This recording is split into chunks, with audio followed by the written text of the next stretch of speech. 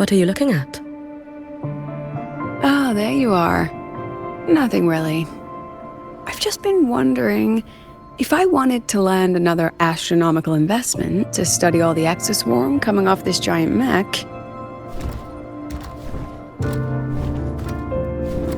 what kind of pitch would it take to make every major player in Solaris nod along and funnel credits into my pocket year after year?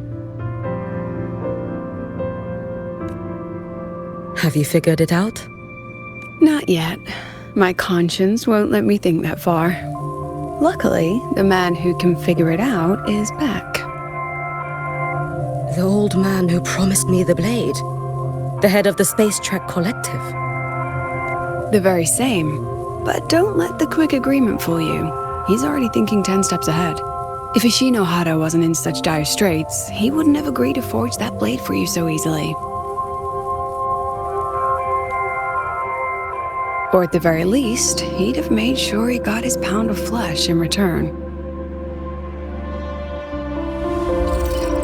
I couldn't find the child. Time and space in that dimension are too fractured. My familiar lost its way.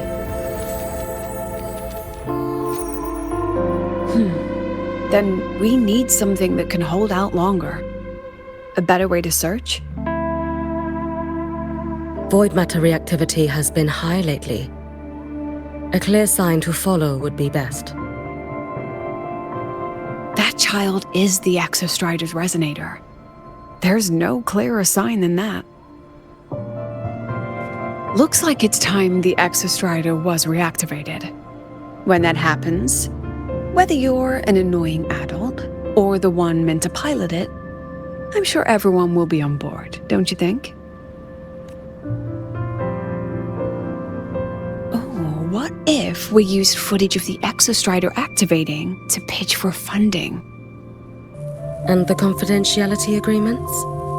No sympathy for my chronic funding anxiety?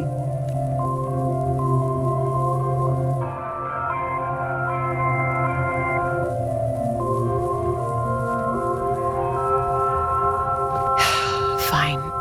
Go to Honami. I already approved your leave of absence. Why? To test the blade?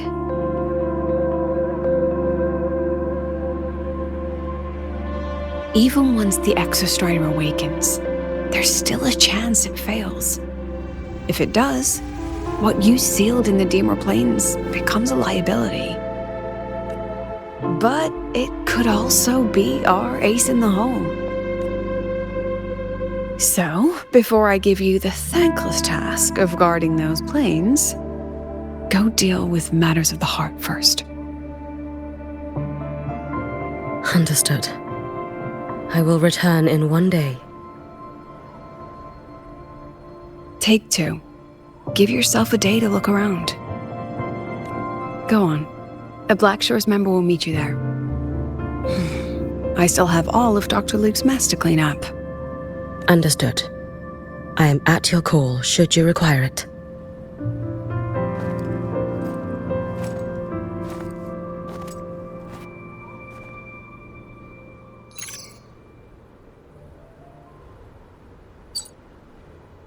Yes, I'm listening.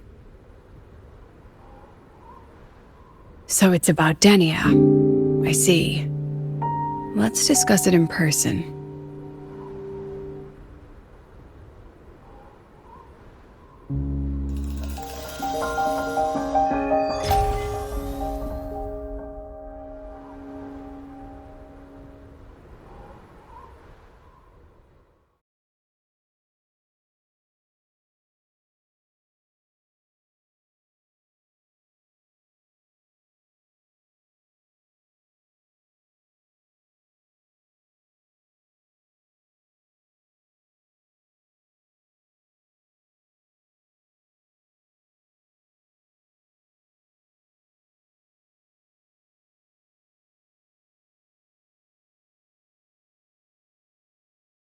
Lady Miko, can you hear me? Yes. You may call me Hiyuki. Understood, Lady Hiyuki.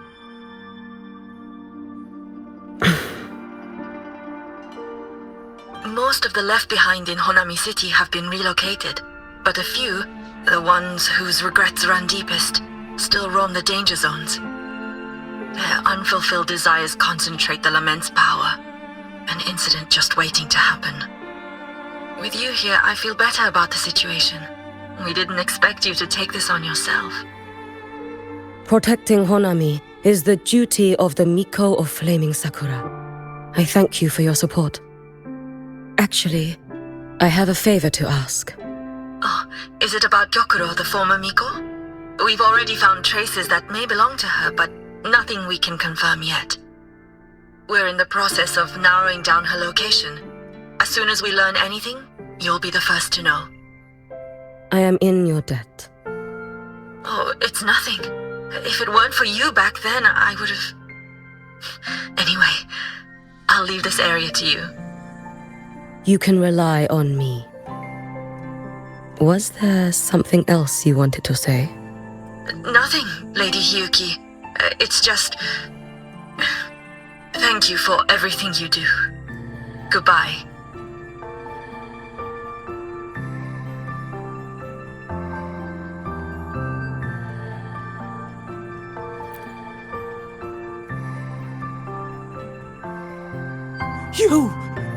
You are... Yes. Miko of Flaming Sakura, you're back! I knew those monsters wouldn't stand a chance. Everyone else thought we were done for, but I told them, don't worry, Lady Miko will come and save us. I'm sorry. I was too late. It doesn't matter. You're here now, aren't you? Please, just say it. Say the Miko of Flaming Sakura has returned and that those monsters are finished. The Threnodian has retreated, but I couldn't save you. But you defeated it, again! And one day you'll drive it away from Ashinohara for good. Yes, I hear your wish. And I promise, one day... I failed their hopes. No matter how many times we drive it back, the Threnodian always returns. This is all your fault. Eternal Miko, huh? You're all useless. Every last one of you. How do you even dare show your face in Hunhami? They're dead! Everyone's dead! I knew it! I knew the Threnodian couldn't be defeated. I should have run away as far as I could. Oh, Lady Miko, please! Do something, anything!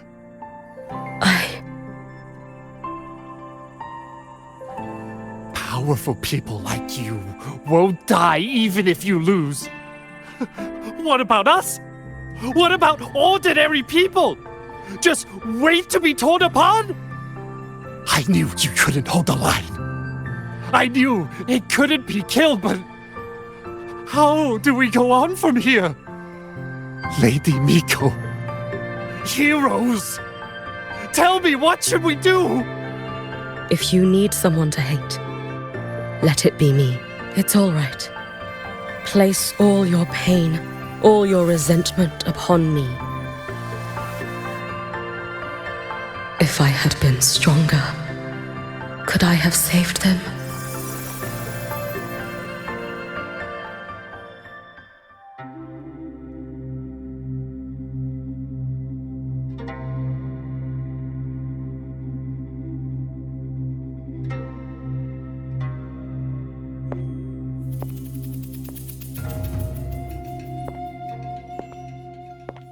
Lady Miko?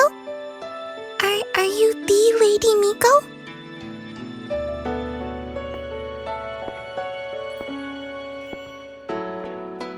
Oh, you are! You're the Miko who once talked to Lady Gyokuro.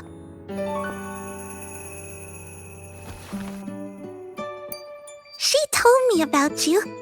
She said you're her most treasured family, just like my big sister and I. Your name is... it's... Hiyuki. Yes! Hiyuki! That's it! Such a pretty name, just like Lady Gyokuro's. My sister said if I hid here and prayed with all my heart, Lady Miko would come and save us. So, I've been waiting.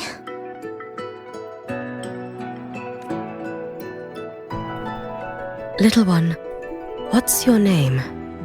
Your hands are cold. Have you been waiting long? Kana. My sister calls me Kana. Lady Miko, you're finally here. But my sister... she... It's all right. I'm listening. She asked you to wait here, didn't she? Ah, she must have trusted you very much to give you such an important task. Yes, a task? If not for you, I would never have found this place. You did well, Kana. You completed your task perfectly.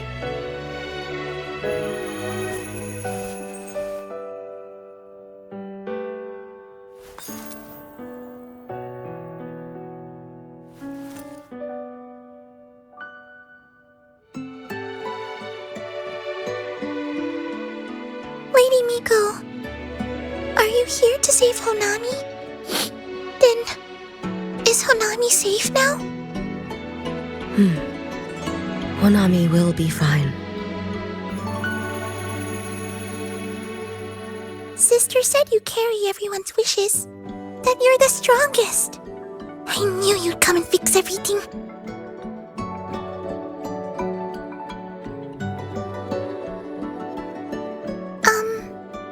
Lady Miko, can you help me find my sister? Of course. We'll both get to see our sisters again soon.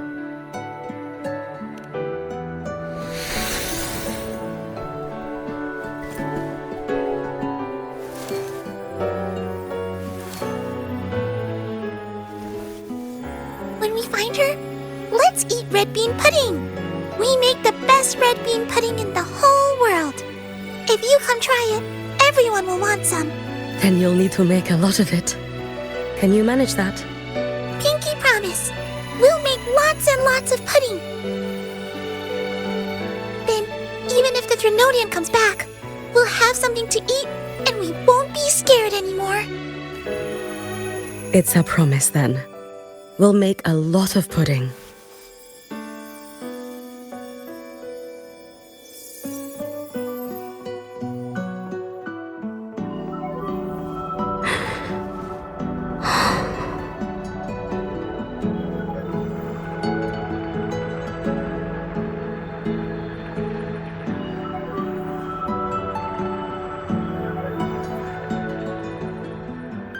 Red bean pudding.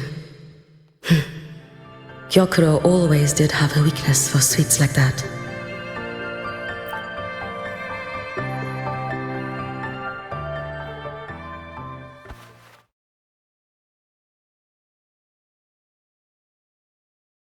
Hello, Lady Miko. I've been waiting for you a very long time. My final wish was simply to see you one last time. Your final wish? Yes, it's all right. I know I'm dead. I know I'm what they call a left behind now. But I thought if I'm going to remain like this anyway, I might as well get what I wanted before I disappear, right? I've heard of cases where the left behind remain aware of their state, sustained by powerful desires, but for such a simple wish. You truly only wish to see me again. I mean, you are a legend. You've been the Miko of Flaming Sakura since my great-grandmother's time.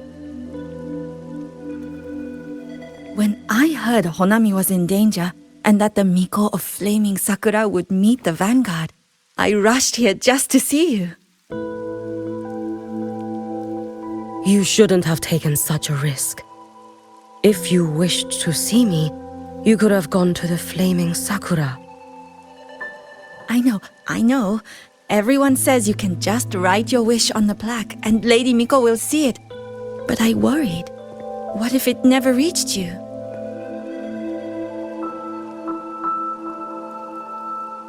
So I came all this way to make the wish in person. I wanted to see whether it would come true.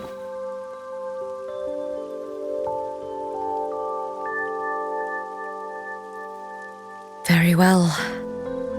Then tell me, what is your true wish?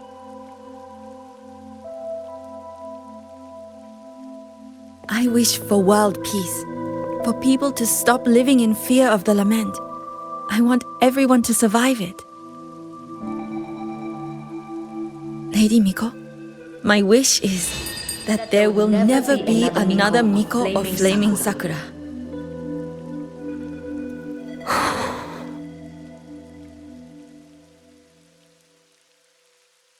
I see. Then I promise you, this wish will be fulfilled.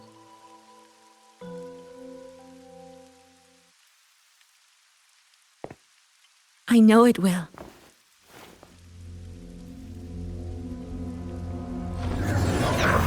After all, you are the eternal Miko.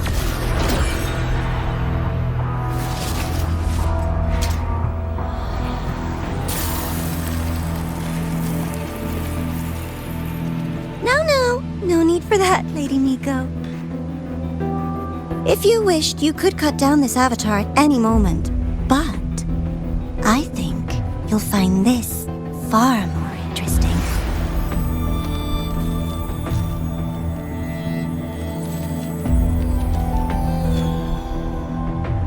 Gyokuro's Shiratori. I know the Fractidus has cost Ashinohara its fair share of grief. But personally, I hold no ill will toward you.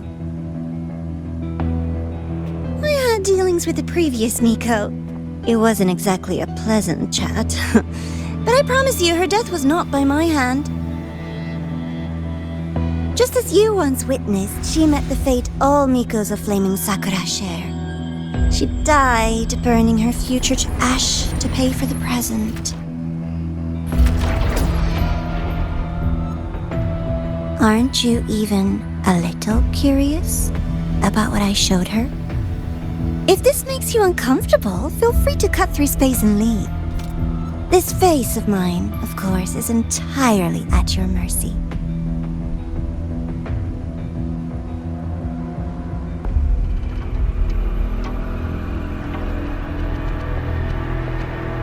No need to dull my blade.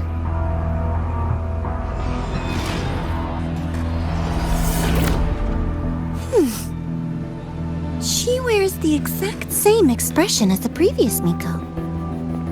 I suppose one day she too will be reduced to ashes by her own wish. Oh, eternal Miko. Is she simply arrogant? Or just a coward?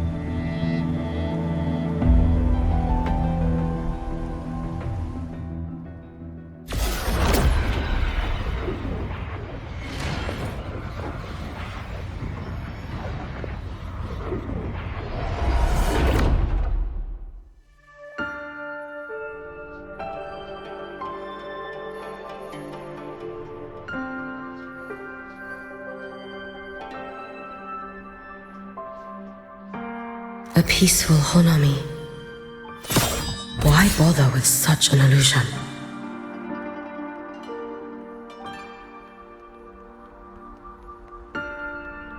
Hey, think I can take tomorrow off. If work is the root of all your problems. Gyokuro.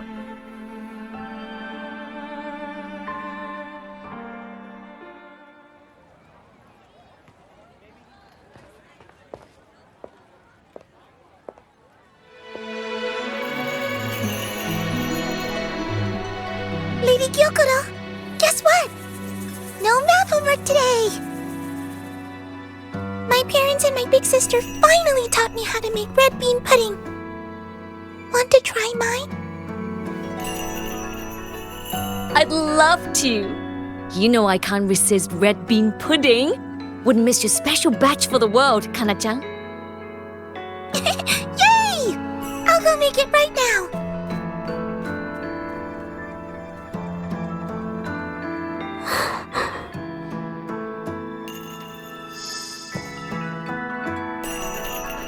Anyway, I'm here. What is it? My. Can't a sister just want to see her favorite girl without a reason? That's not what I meant. There's that serious little face. I just wanted to chat. Always relaxes me. So, how are things at the Flaming Sakura? The usual. Many came to make wishes. The Thronodian's active cycle is almost here. Death would be a frequent visitor to Ashinohara once more. Prayers for safety, peace, victory. They pile up thickest at times like this. The Miko of Flaming Sakura is the bridge between people and the divine. A wish jar for all their hopes. We must listen to every single one. Lately, I've been hearing you ring the sutsu. To grant those wishes, you burn your future using the sutsu's power. Continue, and one day there'll be nothing left to burn. You should have stepped down already, Aemaeth. Let me become the Miko of Flaming Sakura. Let me inherit the sutsu. Oh, I'm perfectly fine. I've got futures to spare, you know. You tell me, little Hiyuki, what's got you so fixated on this? Don't tell me you're secretly in awe watching my heroics on the battlefield and... Yes, I want to be just like you. You wish? You're 100 years too early for that, you little blockhead. Enough about the sutsu. Stay and have some pudding with me instead. I know a wonderful little shop. Always practicing archery under that sakura tree. What a bore! A girl your age should be out living a little. Here we go again. You know I don't care about any of that. I'm going back. You sure? Come on! Consider granting your big sister's wish. I only came because you called. I put my work on hold. I can't stay too long. Besides, I don't like red bean pudding. Huh? I keep forgetting you have the world's most boring palate. What a shame. I'll just have to enjoy all by my lonesome then.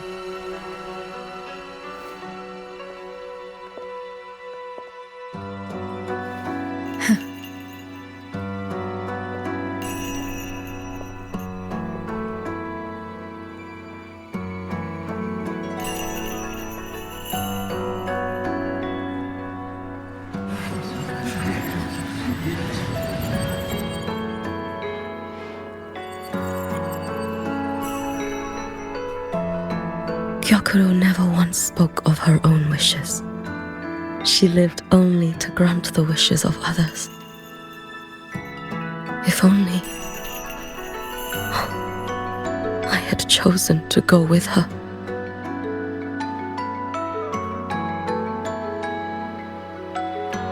I should go there.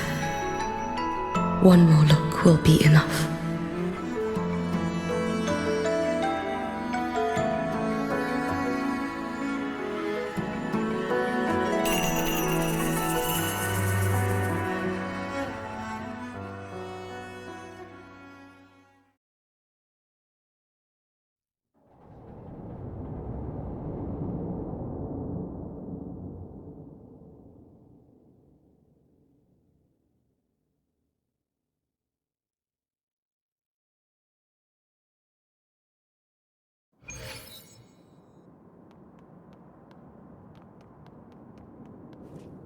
Still regretting that you didn't step into that shop and try that red bean pudding with the former Miko, aren't you?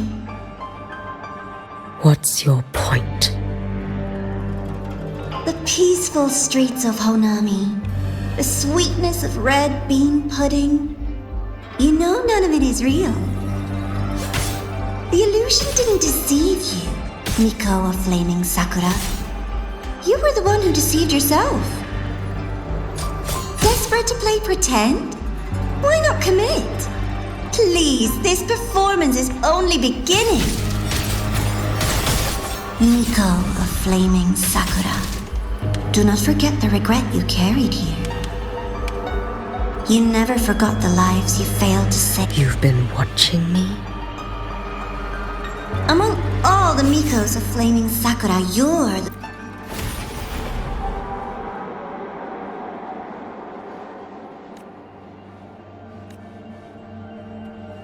Let's get moving.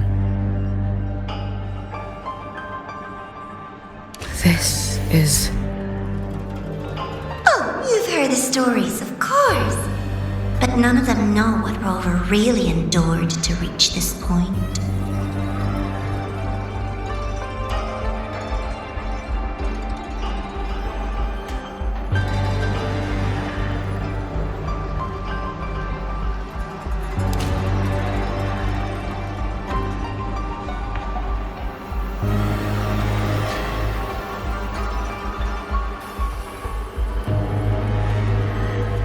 Rover.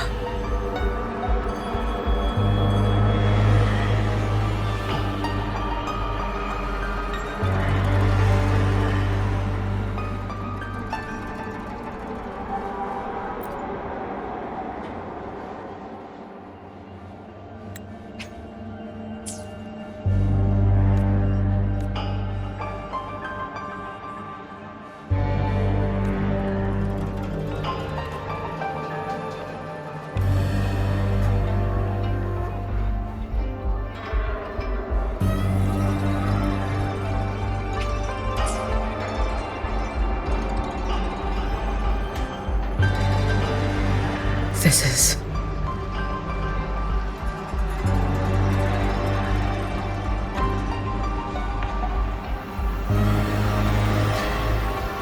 the Threnodian.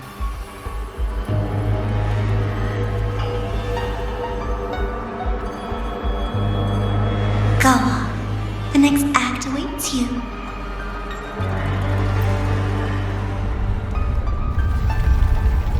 Don't waver now, Hiyuki.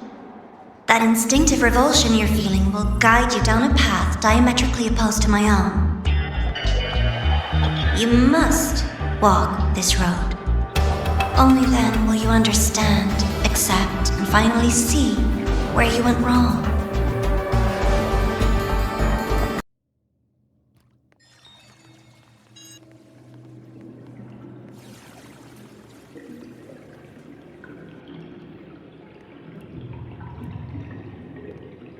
A nation that placed its faith in the Sentinel, yet its blessed maiden was spawned by the Threnodian Leviathan. Deliciously absurd, isn't it?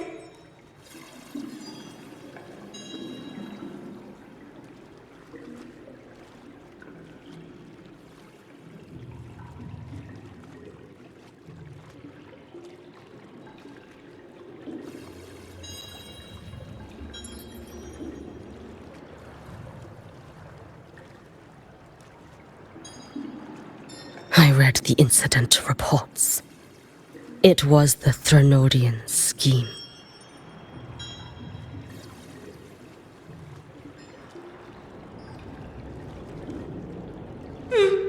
Obvious enough.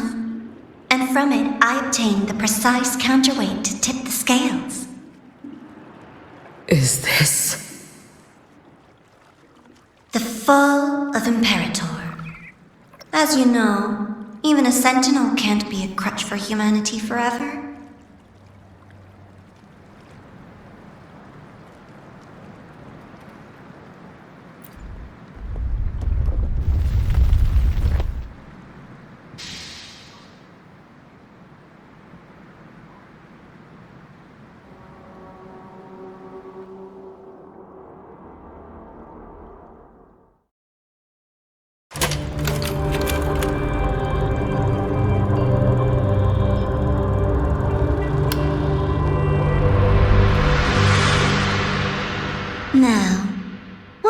step into the role yourself.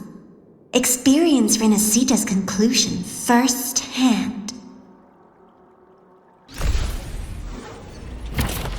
Oh, and I made a personal appearance for the grand finale in Renacita. I couldn't very well abandon my rather childish subordinates like that, could I?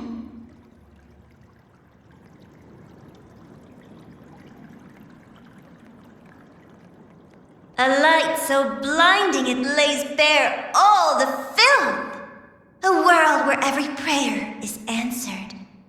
Just like a dream, wouldn't you say? Ah, if only Ashinohara could have... You had so many companions. Every single time, he succeeded in saving them. If only I could have... Ashinohara. Am I envious of... A little sideshow before the end. You don't mind, do you?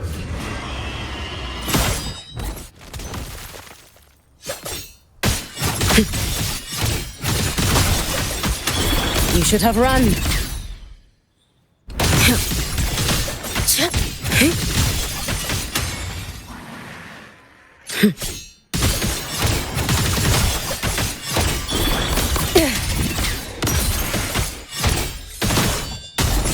Lend me your strength. So persistent. Too late to escape. A life as fleeting as the first snow.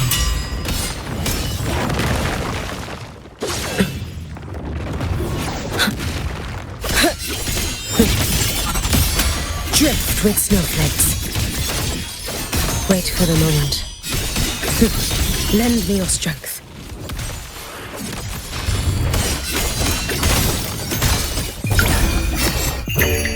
For all wishes spoken, this vessel I offer.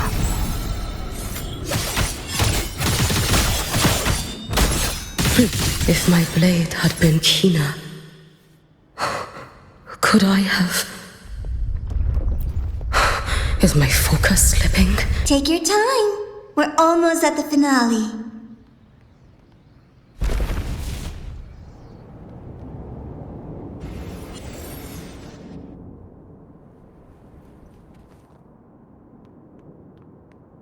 Come, let's go.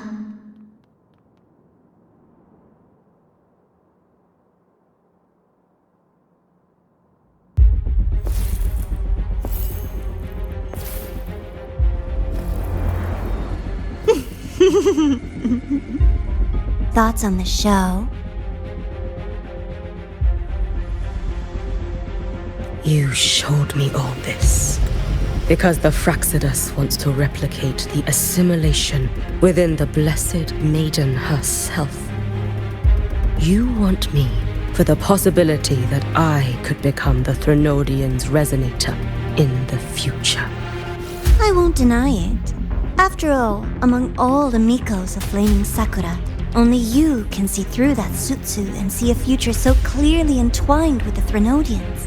That is your gift, your talent. It is a dangerous curse. From Ashinohara's legends and the Space Trek Collective's investigative reports, you know who Rover is by now. As a savior yourself, what do you think of his capabilities? He's strong. He can afford to be more effusive. Unlike you, who failed Ashinohara time and again, he is the perfect savior. But let's be brutally honest. This world doesn't have a second Rover. He saved Jinjo and Renacita. But what about Honami? Solaris is full of dark corners like Honami. Places the Savior's light will never reach. You, Miko of Flaming Sakura, have a gift. You might not fear the curse of the Threnodian or lament. But what of them? The weak, those not blessed by fate, and yet Is it really fair to place the weight of an entire world on a single pair of shoulders? Solaris needs more saviors, doesn't it? I'm just using the Threnodian to bring more of them into this world. You mean you want to use its power the way Rover once did? I've tried before, but a miracle like Fleur-de-Lis requires a billion coincidences. And Mia? Nothing but the delusional ravings of Leviathan. Even the one that appeared in Renacita at the end was just a hollow, mute shell. But with your help, everything changes. You could wield the Threnodian's power just as Rover did. Honami would not be a ruin, and Ashinohara would finally have its true savior. I have to admit, your proposition is tempting. I desire vengeance against the Threnodian. That is why I seek greater strength. I stayed in Lahairoi to forge a blade sharp enough to kill it. But I will not discard my dignity as a human for it. I will not become the very horror I hate. Not even for retribution. You stand on Honami's soil. You stand on a graveyard of millions. Go on. Ask them if your dignity as a human matters. I think they tell you that simply staying alive is what matters. Eternal Miko, you know your limits. You've crawled through countless defeats, barely protecting Ashinohara from the Threnodian's assault. But what of the future? You are no savior like him. When you fall, who will take up the Sutsu? Who will walk this lonely, futile path next?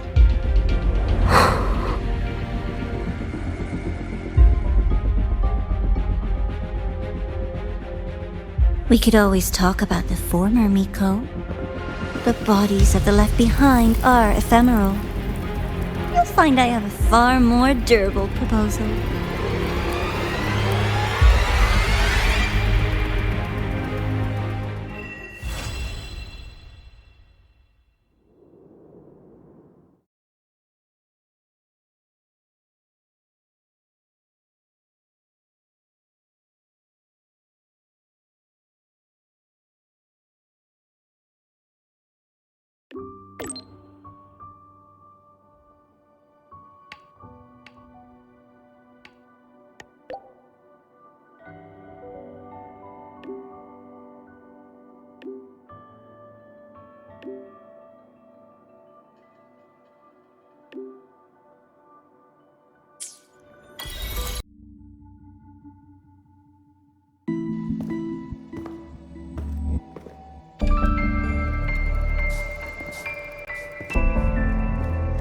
Candy? It's a new flavor. Sigrika and Lene suggested it. Great for lifting spirits.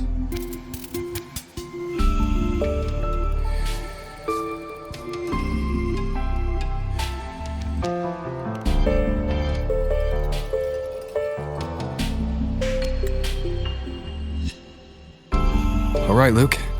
What's the word on this Exostrider plan? My conversation with Lucilla went well. She's on your side. Your showing during the Dark Side incident also helped speed up the Academy's internal review. That said, you've been a student here for less than a year. You'll need the Space Trek Collective's approval to officially activate the Exostrider.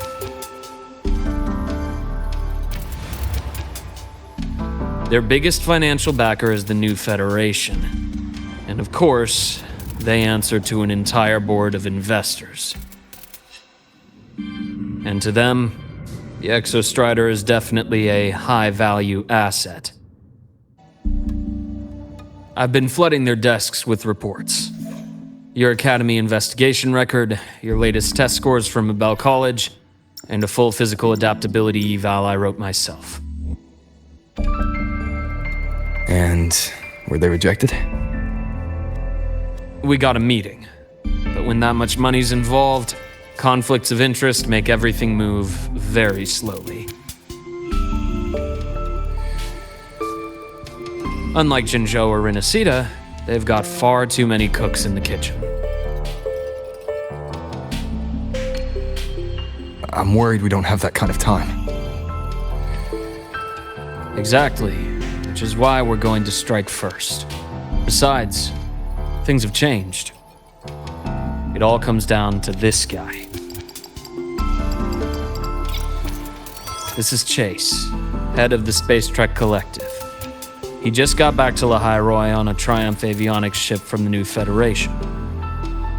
President Lucilla, Professor Mornier, and I have all put in a good word. You'll be meeting him at the Research Institute.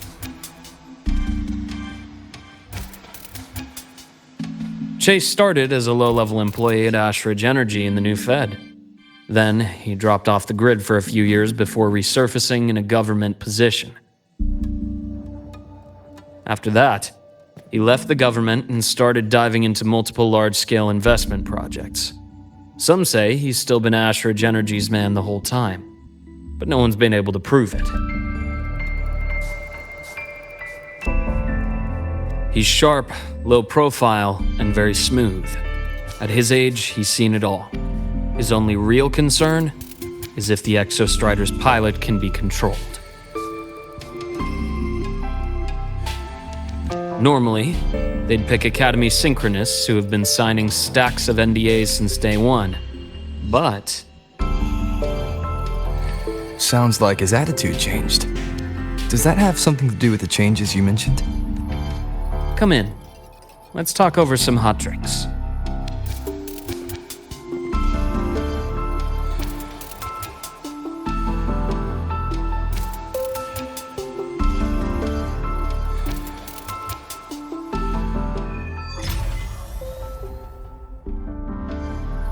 I heard Lucilla asked for your help after the ceremony. How did it feel working with her? Well, at first she was pretty dominant, steering the conversation the whole time. But now I understand it's because this academy means so much to her.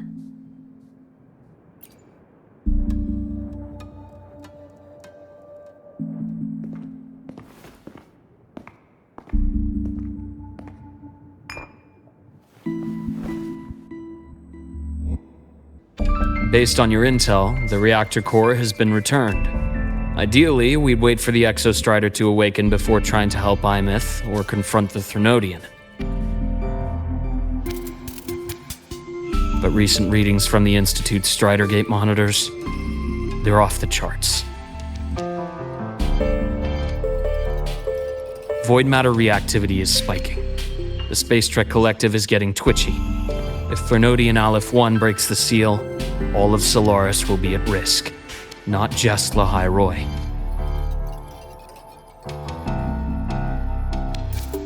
Now, the Collective didn't establish itself here without binders full of contingencies for a Threnodian event. Problem is, every one of those plans would scorch decades of scientific progress. Which, in our case, actually gives us some leverage, enough to have a real conversation with their head. Then I'll convince him. I'll show him that the lowest casualty count is the only one that makes sense. He'll have to approve me as the synchronist who pilots the Exostrider.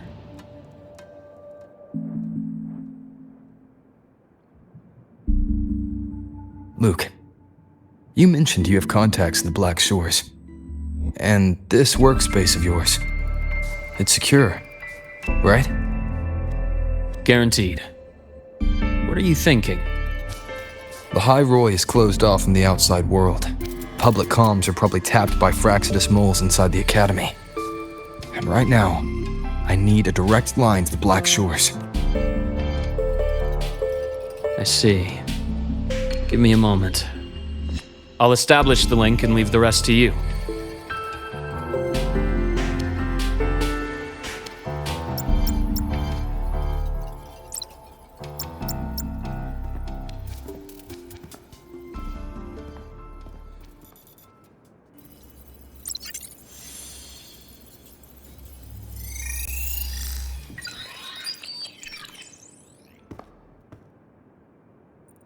received your call, Rover. Is the situation in Lahai Roi that dire? You look exhausted.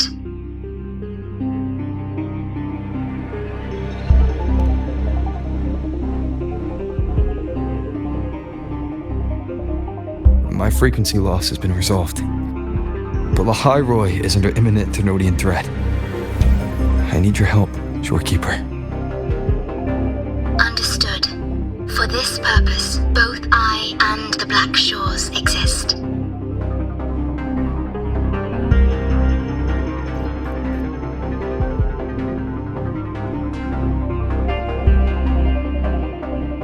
Any additional intel on the Exostrider within the Tethys system? Verified or not, I need everything you have.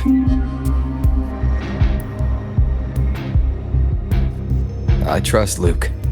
You can speak freely.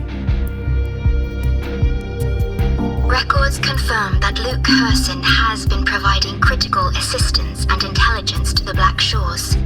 I trust your judgment.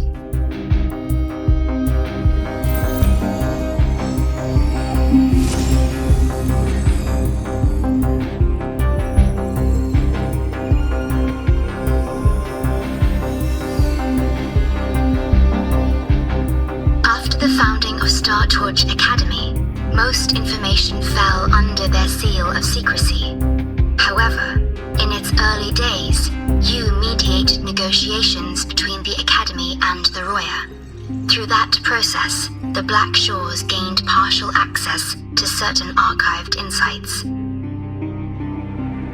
The Space Trek collective fears that due to the Exoswarm's division, the Exostrider, even upon awakening, might not have enough power to face the Thenodian. This concern led to the Augmented Resonance Initiative, the Synchronists. Observing how Sentinels work with their resonators, they theorized that the Exostrider, sharing similarities, could amplify its power through a resonator as well. However, considering your link with the Exostrider, the Tether system does not recommend this method.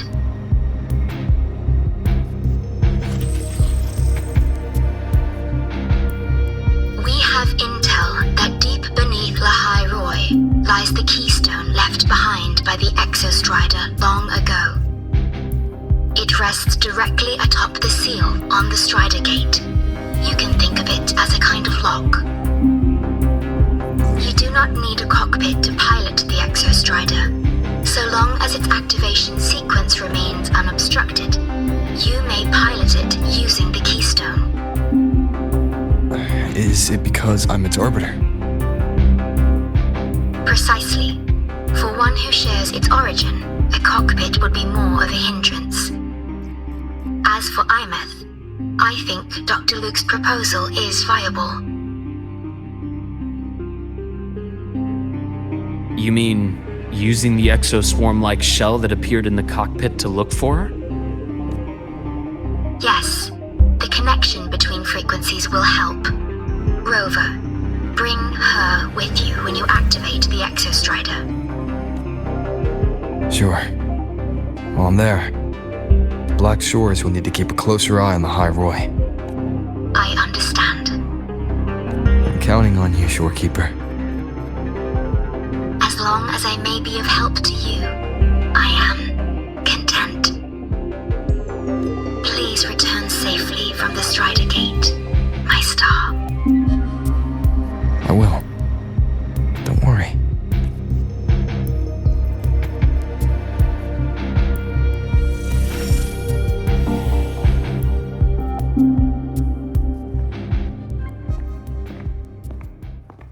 I'll inform Lucilla. Take your time finishing that drink before you head out.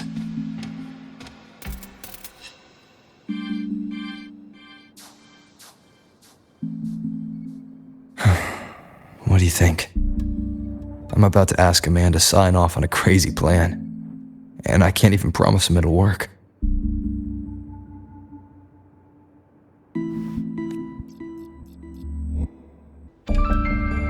Nobody has a plan they promise will work.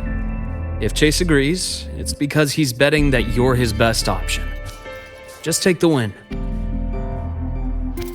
At the end of the day, it all comes down to the person.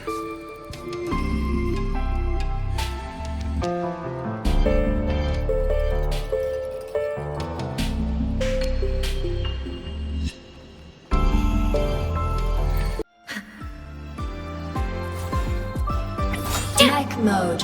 Roving among the stars.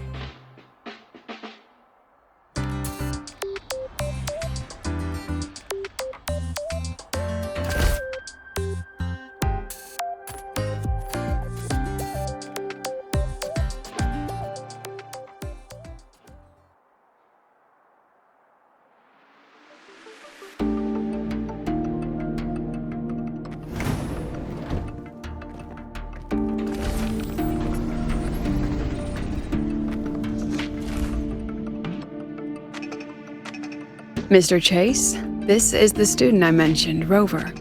Our best hope for piloting the Exostrider. Save the intro, President Lucilla. We've met before.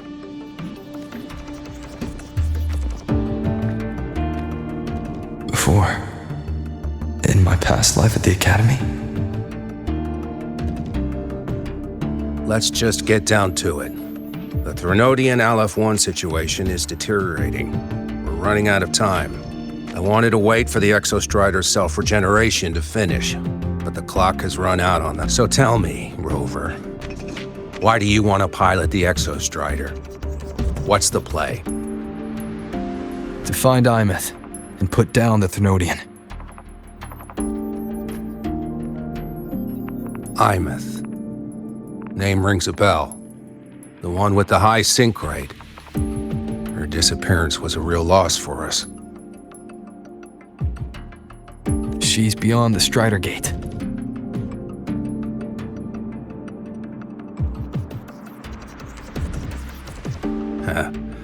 I see how it is.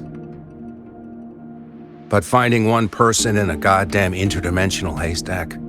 Not so easy. You understand our position. The Threnodian is our priority. Stopping the Threnodian is my priority too. I'm gonna handle both.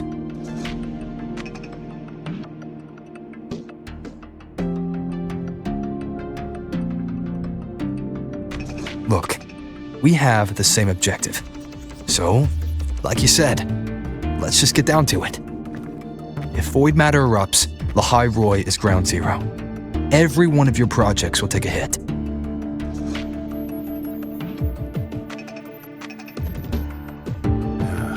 Regarding Aleph-1, our intel is insufficient. We are not, at this time, considering its total destruction.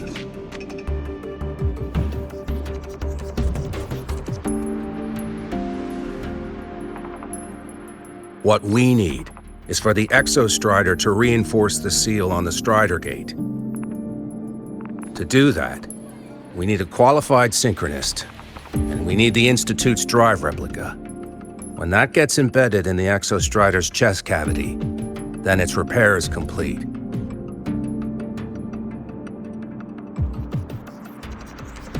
Right now, the replica is in its final phase of development. We're still missing critical data. A drive replica. Is that what you're building from the fallen reactor drive after Helios was launched? Correct. It's based on the original drive's framework. You had a hand to play in that. You made sure Helios got launched. To complete the drive replica, we require precise data from the Exostrider operating in high concentrations of void matter and environmental readings from inside the Threnodian. Without them, we can't guarantee the Exostrider can resist Aleph-1's corruption. Here's the verdict. On behalf of the Space Trek Collective, I authorize you to pilot the Exostrider.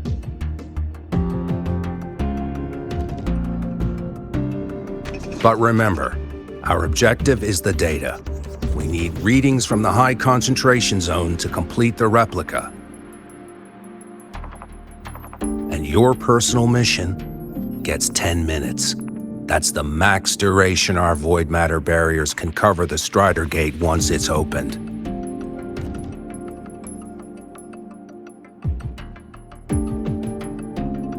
After 10 minutes, you return to Lahai Roy, whether you found Aemaeth or not. Do you accept?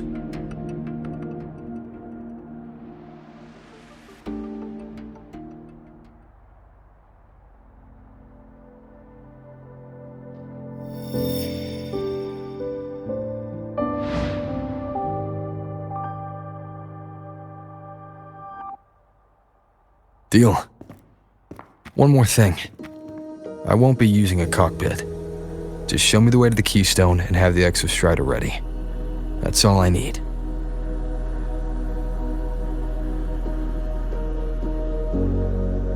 Huh. Still full of surprises. Always bringing us the unconventional. Lucilla, run a high-pressure sync test for the Synchronist. I've seen the physical eval, but I want live data for validation.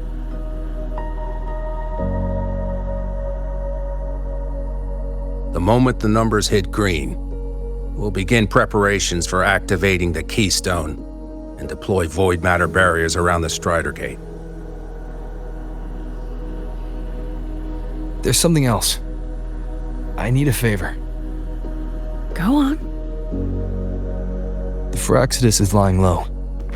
Even after failing in the dark side, they could move the moment the Strider Gate opens.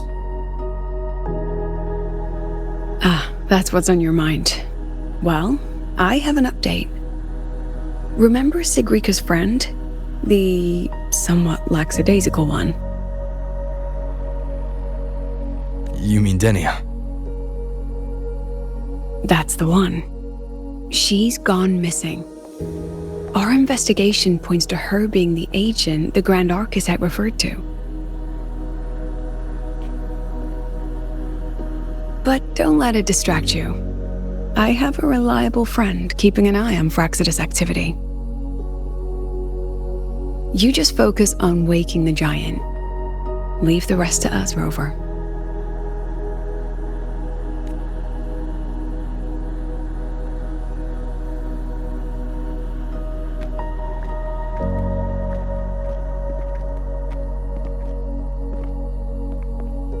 Black Shores just sent a formal communication request. They're offering full support for Lahai Roy's evacuation, if it comes to that. You handle it, Lucilla. You have a better read on the situation than I do. And you're better at talking with that student.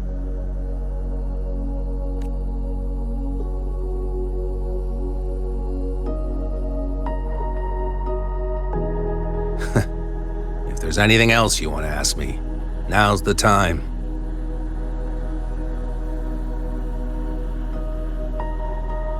I'm surprised you're placing this much trust in Rover, authorizing him so readily. Any particular reason?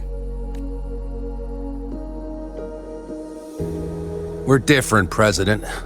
I'm a businessman, and businessmen trust their instincts for a good investment. The Threnodian could strike at any time. Given the circumstances, Lahai Roy may have to be written off. And with the timeline we have, relocating the Exostrider is impossible. If we're going to lose it anyway, why not let him take one last swing? Understood. We still need to prepare for the worst-case scenario. Of course. If this fails, we'll initiate the backup plan. Duskvale.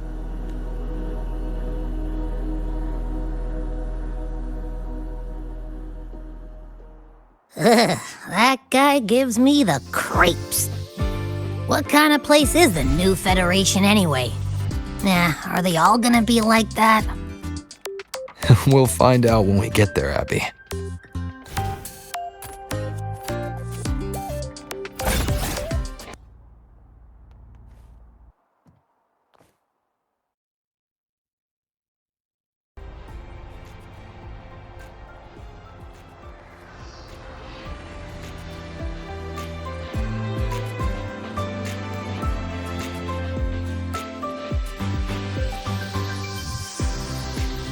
So you're that student, huh? I'm Sakya. I'll be overseeing and evaluating your test today. Lucilla filled me in on everything. This synchronization test is far more intense. If you feel anything off, you call it. I won't allow the test to continue under overclocking conditions. Good. The cabin systems are configured. The simulator cockpit is right there. I'll be watching your metrics closely the whole time. I hope you pass the test smoothly. Roving among the stars.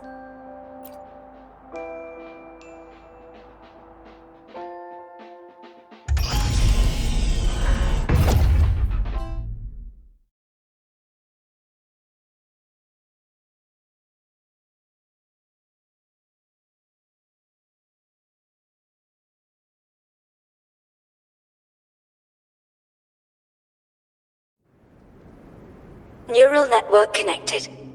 Tactical model constructed. Resonator vital signs synchronized.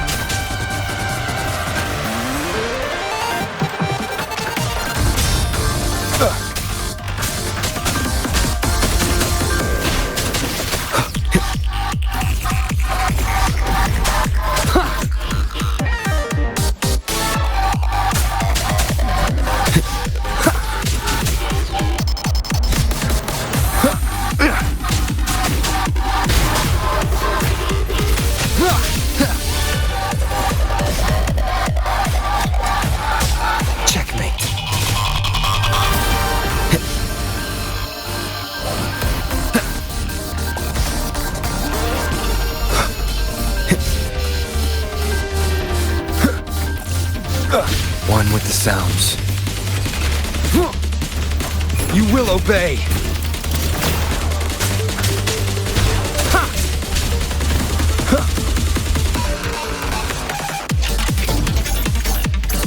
Down with the curtain. Be gone! Shadow follows. Test complete. Recording synchronization rate data. Cockpit opening. Please exit according to the safety protocols.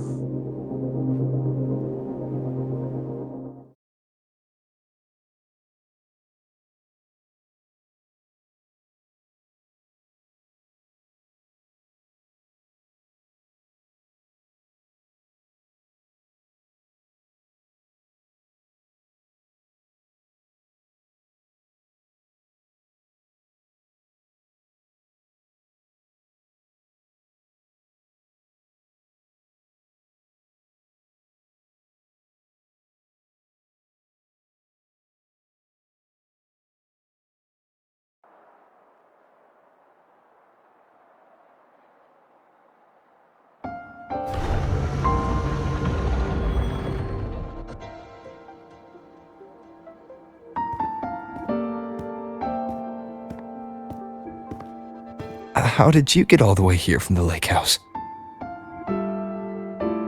She wanders into the academy sometimes. Usually her caretaker bot escorts her back pretty quick, but today she was being difficult.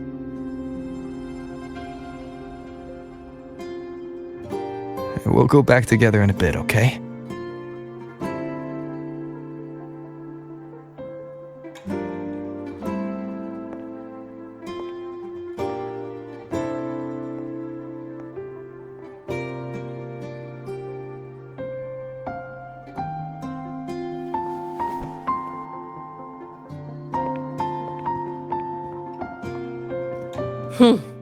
So the little terror can be quiet.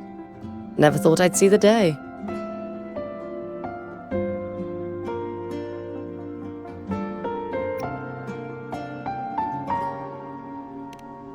Back at the fan meeting, people mentioned Sakya. They said she was Aemaeth's teacher, that she actually really cared.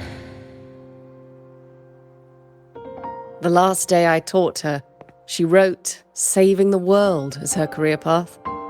I asked her if that was really what a synchronist should be aiming for, then gave her a piece of my mind and told her to rewrite it.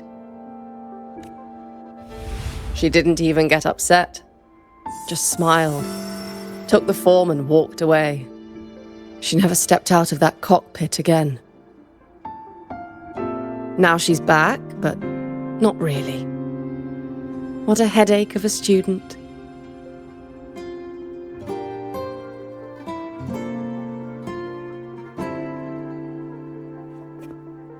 Lucilla told me you're her family. Is that true? Yes. And you're planning to pilot the Exostrider and bring her back from the Strider Gate? That's the plan. Sounds like an absurd, bold, utterly delusional idea. No one knows what's actually behind that gate. I know. When Aemaeth went missing, the cockpit recorded an abnormally high synchronization rate. We couldn't verify it after she disappeared, so it was never officially logged. Your test results are just shy of hers overall, but in some sectors they're even higher. You've passed.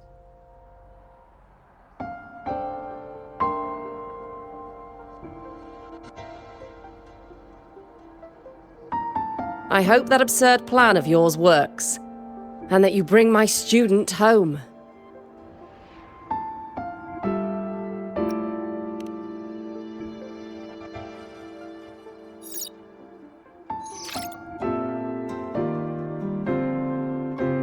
The results are out, but preparing the Exostrider will take time. You'll need to wait around 2 days. We'll let you know when it's ready.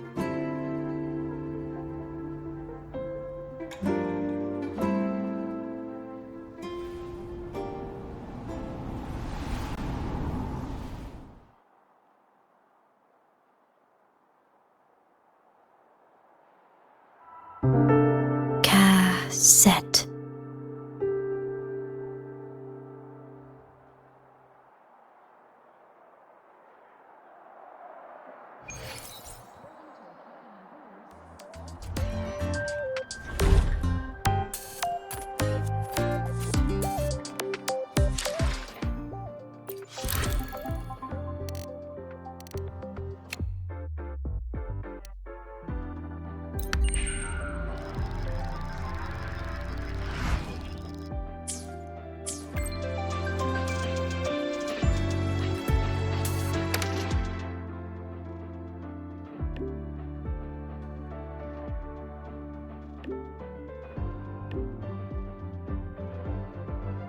So, we're finally going to where that giant eye is hiding? Yeah. And Abby, if you think it's stronger than you, don't try to be a hero, okay? I've got this. But, we don't know how much strength is hiding behind that gate, huh? Our priorities are the Data and Aemaeth. A direct fight with Aleph 1 can wait until the drive replica is ready.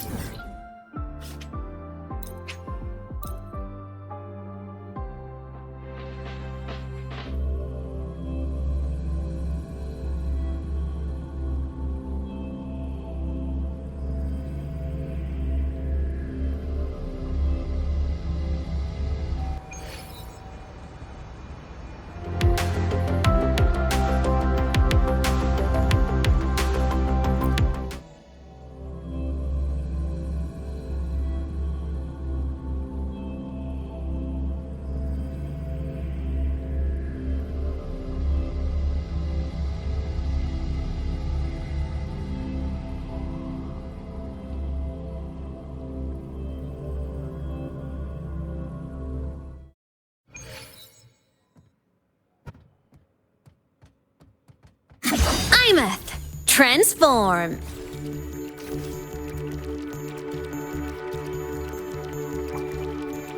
Hey, Rover, are you leaving now? Yeah, I was worried. Figured I'd catch you before you left. So, you're gonna pilot the Exostrider. You feel nervous at all? I know you're awesome and all, but nobody's ever done this before. Nobody knows if the Exostrider will even move. Or what else might go wrong? Everything's felt so heavy at the academy lately. Teachers are stretched thin. Even the nearby exoswarms seem restless. Lene, are you nervous?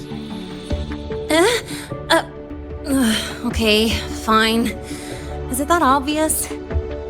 Look, after I aced the entrance exam, I thought, sweet, life's gonna be packed again, non-stop, like it used to be. But just when I was ready to finally be a student, my bubble popped. My brilliant student life, poof, and done. The Threnodian, void matter, the Fraxidus, they're breathing down our necks. And I can't do anything to help you fight them. I just have to stand here and watch you walk into danger alone. It makes me feel totally useless. I'd feel worse if I dragged everyone in Lehigh Roy into danger just to back me up. Of course, if things get really desperate, we'll have to face it together. But for now, when I look at all the students who came here chasing their dreams, I want them to stay students. Because...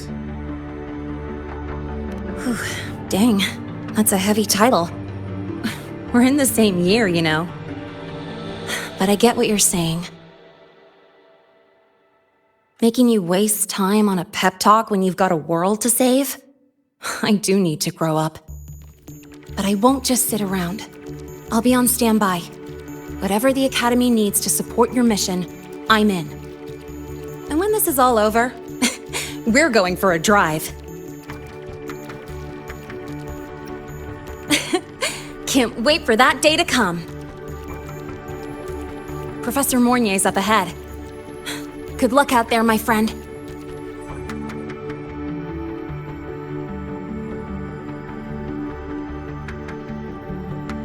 Roving among the stars.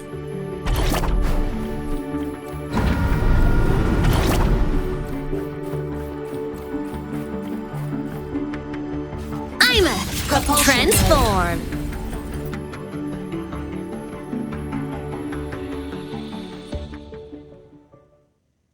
Temporary passage is complete. It will take you directly to the Keystone. The Black Shores will keep a team on standby here at the Institute. If you need our support, just say the word. Thank you. We couldn't have built the data framework this quickly without your team's expertise. Lehigh Roy is a top priority. A joint call by the Shorekeeper and the Tethys system. Oh, Professor Mornier, your guest has arrived.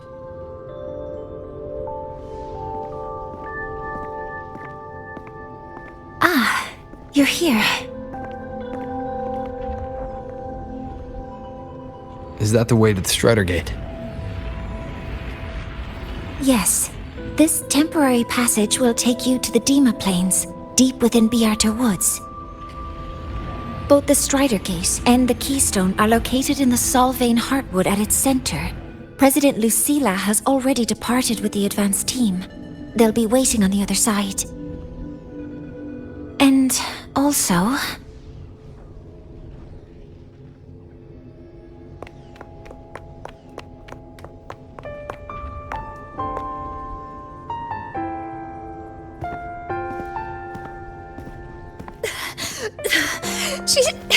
She's too fast. What happened? Professor Monnier, she suddenly bolted into the cassette depository and took this. This is...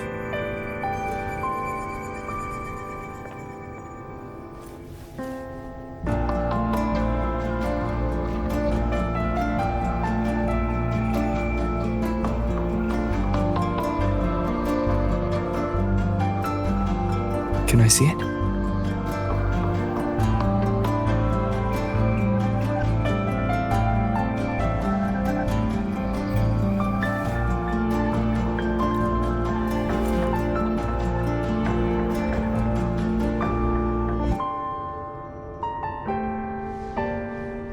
give it back in a moment. Mornay, do you see what's special about it?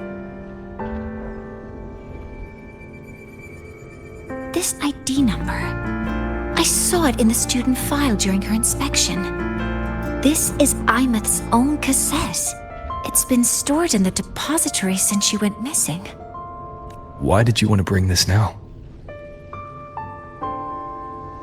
It may be instinctual. Dr. Luke did say this exoswarm-like shell shares a frequency link with the real Aemaeth.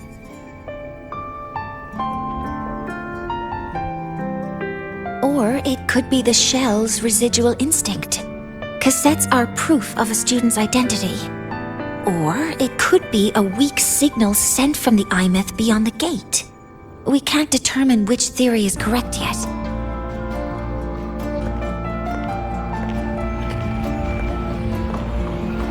However, this does remind me, carrying a cassette into an unexplored voidstorm zone follows standard exploration protocol.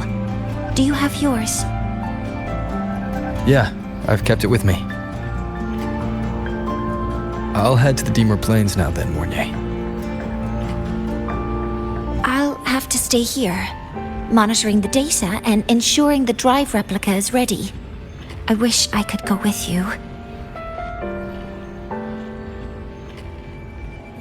But I'll be fully supporting your mission. Mentor, please, take care. I count on you to watch my back, Mornay. With what we accomplished with Helios, I trust you'll handle the drive replica. We will succeed again. I won't let you down, Mentor. Let this be a new promise between us.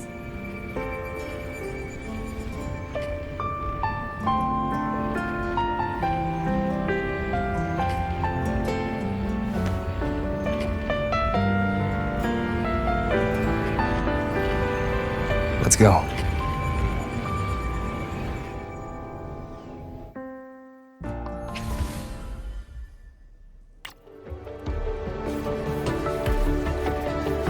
Descending.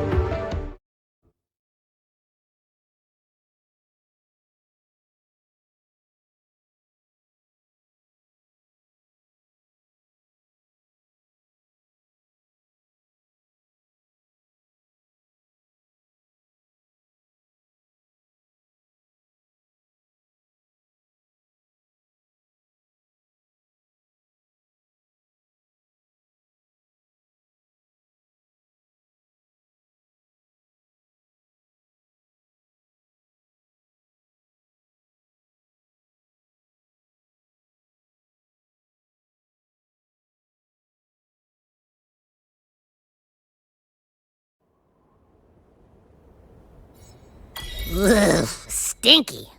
This place reeks. The smell of that giant eyeball's getting stronger.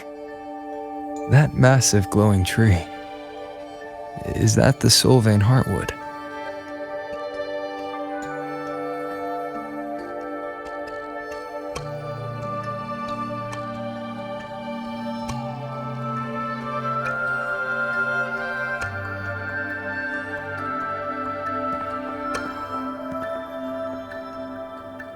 That Miko.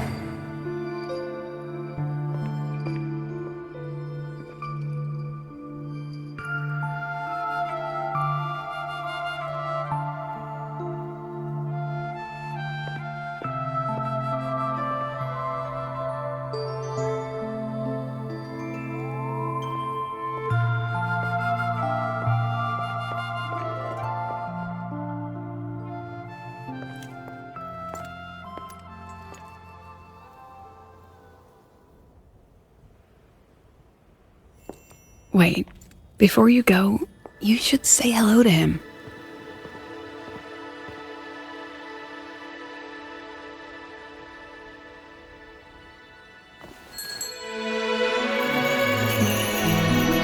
This is Hiyuki. I told you about her before. The only reason we could set up the monitoring equipment so quickly is because she cleared the way for us.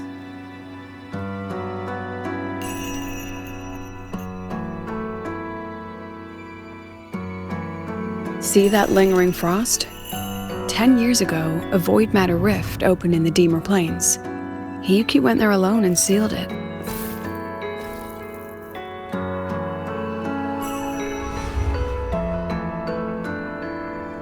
Thanks to her efforts, the Space Trek Collective and the Roya were able to fortify the seal successfully.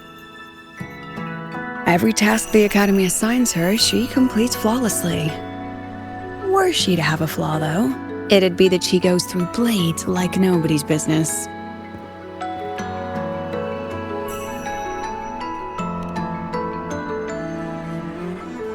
Yes, Lucilla spoke of what that child did.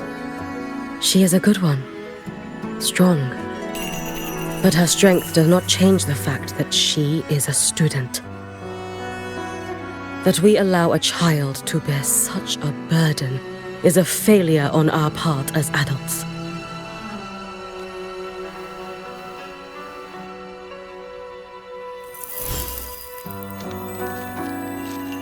I sent this white bird to search the void matter's concentrated depths, and I am certain I felt her frequency. Somewhere in void space she waits. The collective pursues what is right, but your quest to save the one you hold dear, that I understand. Very good. But I'm afraid we can't say more than that, okay? Right now, both sides want the same thing. That's the best we could ask for.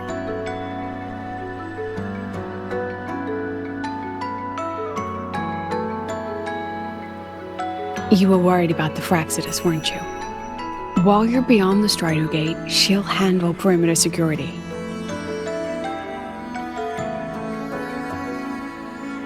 She's hunted both the Threnodian and the Fraxidus for a long time. There's no one better for the job. Right, Hiyuki? Yes, those two Fraxidus members. I will track them down. Here, take this. The white bird carries my power. It will shield you. Should you lose yourself in the void matter, it will also guide you back. Hiyuki is part of Star Torch Academy's Special Response Force. She works from the shadows. She's been an incredible help to us all.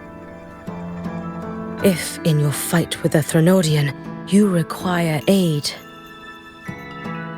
you may make a wish to me.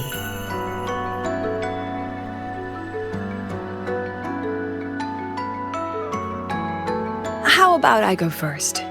I wish for peace and safety across the Deemer Plains.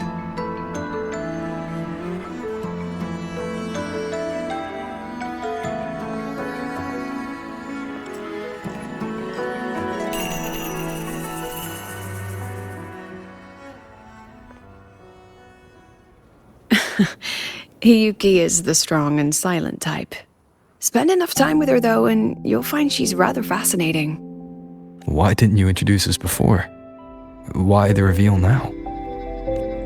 No point in hiding what's already in plain sight. Besides, you're both strong, and it's safer if you work together. What did she mean, make a wish? Just what it sounds like. But don't make one unless it's life or death.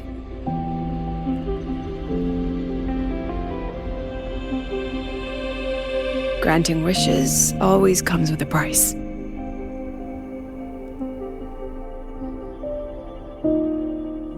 I've sent you intel on high concentration void matter zones. Review them when you can. I couldn't say this with Chase present, but I think you understand. For him, this is a calculated investment. For you, it's a suicide mission. You've been in void space. You've faced it. If Aleph 1 truly lies beyond that gate, It'll sense you the moment you cross over. This won't be easy. The Exostrider isn't fully repaired. If something goes wrong, it may not be able to hold out against Aleph 1. And the Collective won't risk an extraction if a void matter outbreak is imminent. Once you enter the gate, you'll be completely alone. Are you ready, Rover?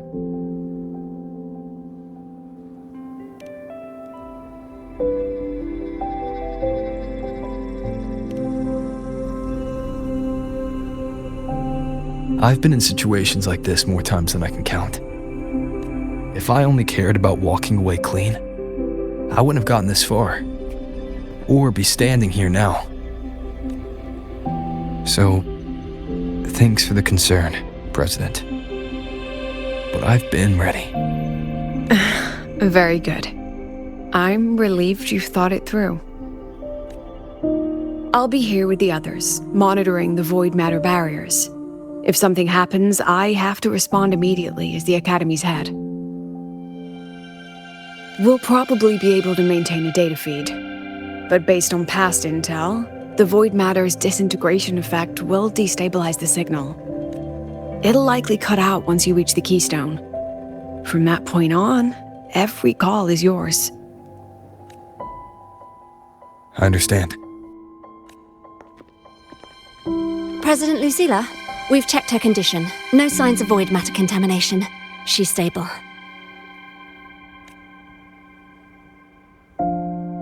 All right. Go on, Rebel College freshman.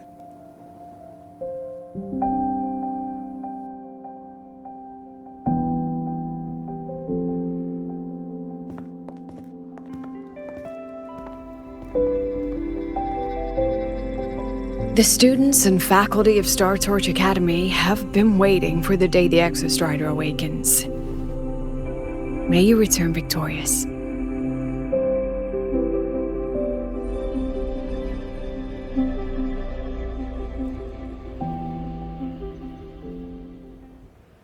Void matter gauge readings are stable. No abnormal fluctuations at the keystone. The synchronous vitals are within the expected range. All readings normal. Frequency. Delay.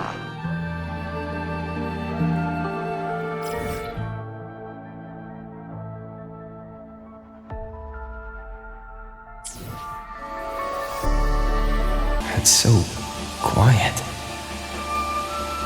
Are these? Solaskin. The Solaskin merged into the roots. They didn't return to the Exo.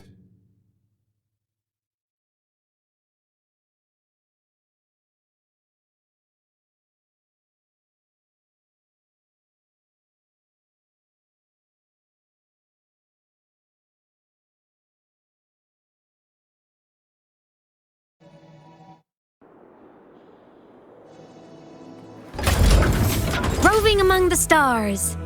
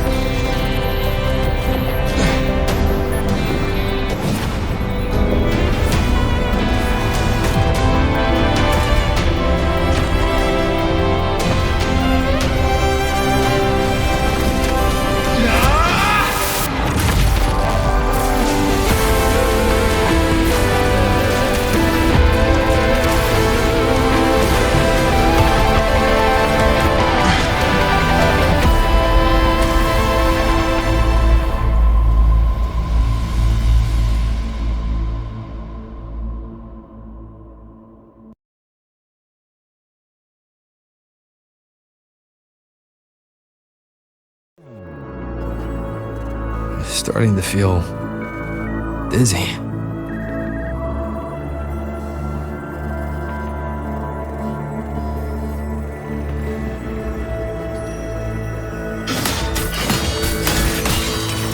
Aemaeth once said void space in the depths of the Thenodian's black hole is a higher dimension, like a kaleidoscope. Time and space here don't flow. They're tangled. Is all of this inside out those figures? That space trek collected in roaring clothing. They're reaching for something. A frequency. Is it Aemaeth?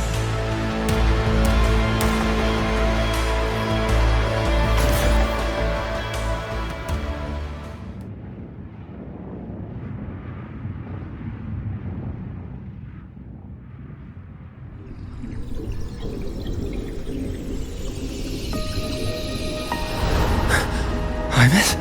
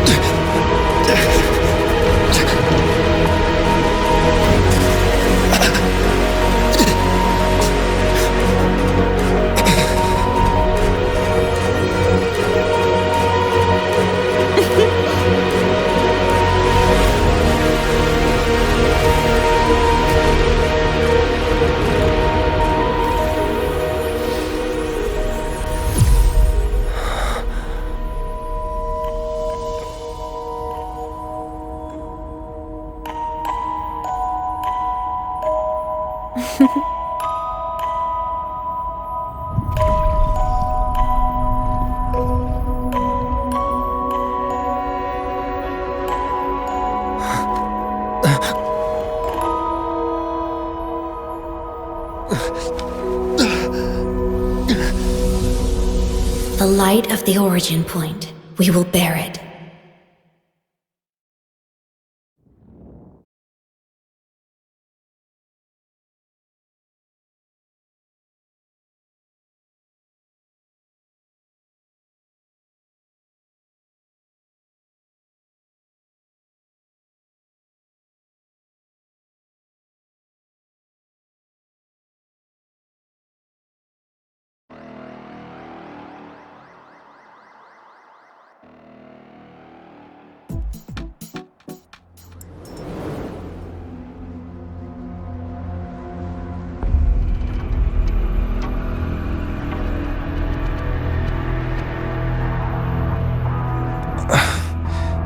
Am I back at the academy?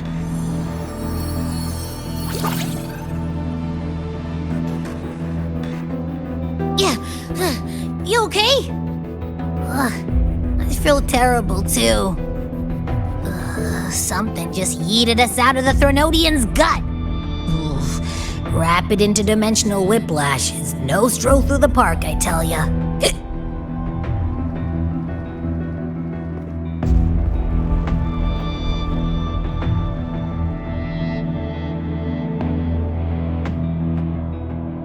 The Exostrider isn't here.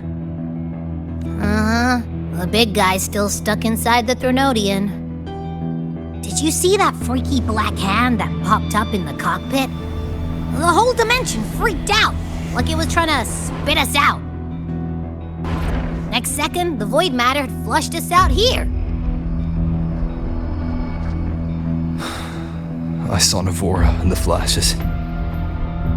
It's the Fraxidus. Has to be. Everyone was standing right here. This is where void matter began to contaminate the sky.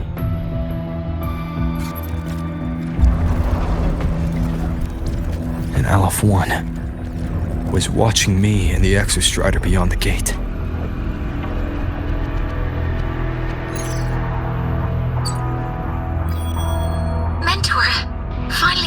of your signal.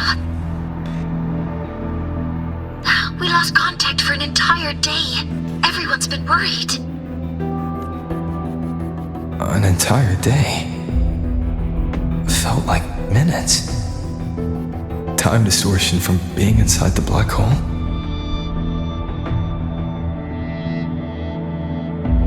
Mornier, I'm fine. We had an incident. The Exostrider is still inside void space beyond the gate.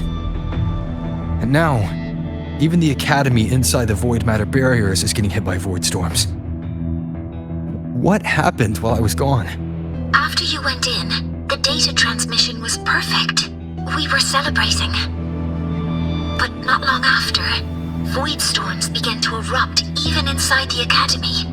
We haven't been able to find any breach or source to explain it. Most of Lahairoi has been evacuated to the collective's escape pods, with Black Shore support. Those who remain are gathered here at the Institute. Whose eyes was I seeing through in those flashes? If they're the cause of the Thenodian's breach, could they be a harbinger? Like in Renacida? In that moment, that shell, she had the same look in her eyes as the real Aemaeth. Why was she so set on giving me this cassette? What was she trying to say? Looks like I'll have to open it up to find out. I'm coming to you. I brought something back from the other side. I want you to see it first. The Thenodian struck like a bolt out of the blue. We may not know why yet, but we need to figure out our next move together. Understood. We'll be waiting for you at the Institute.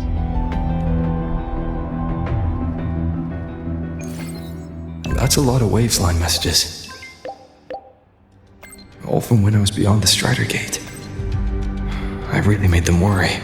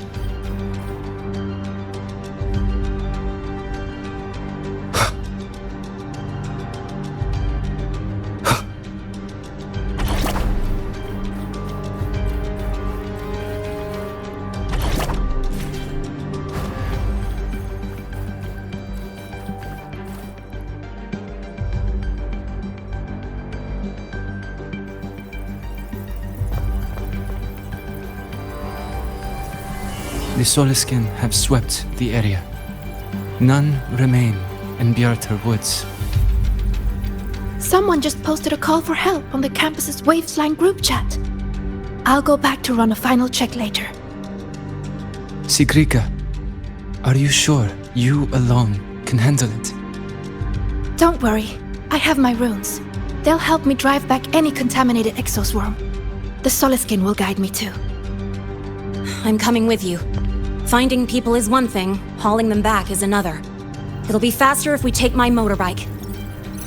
Status report, Professor Mornier. The launch orbit has been confirmed.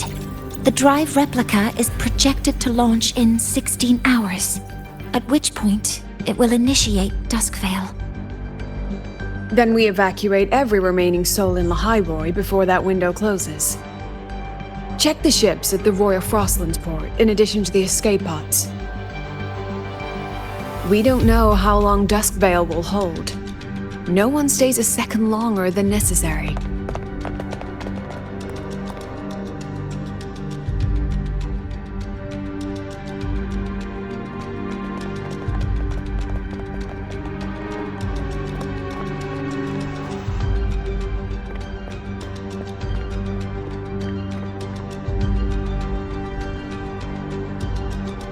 The Exostrider.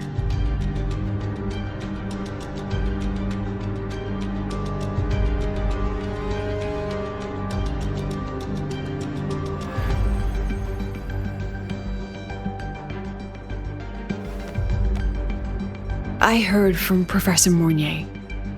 You went dark for a full day. We thought we'd lost you to void space.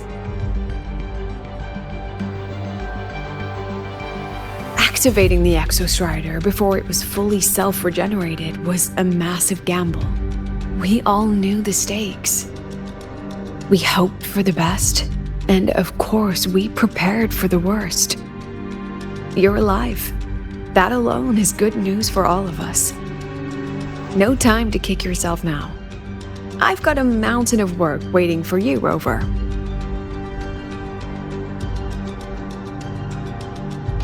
Please, have a look at this, Mentor.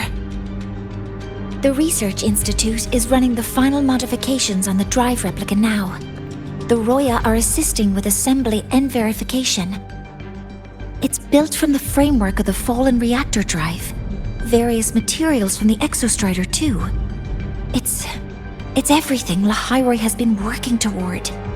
This man-made heart is our final legacy for Solaris. In 16 hours, we launch it into the canopy above Lahairoi. Once evacuation is complete, it will activate, transforming the canopy into Duskvale. It'll contain the spread of void matter. We only finished it because of the data you sent back from beyond the Strider Gate. See? Not a total loss after all.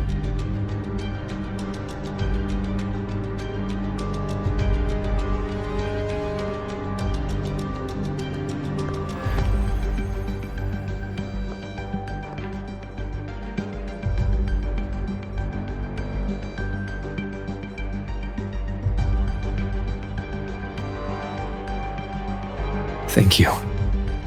All of you. About what I experienced beyond the gate. There's something I want to show you.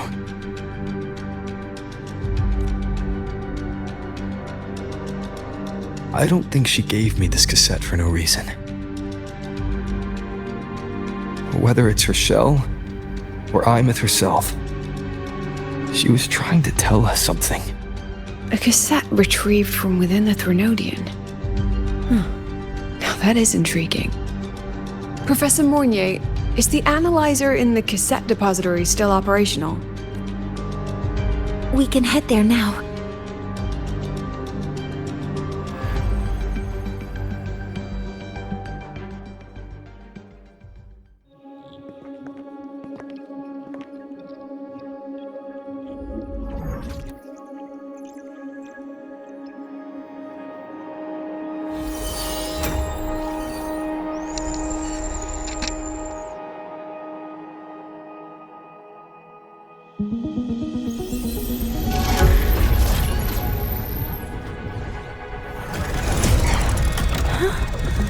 What's happening? Why are all the cassettes rewinding?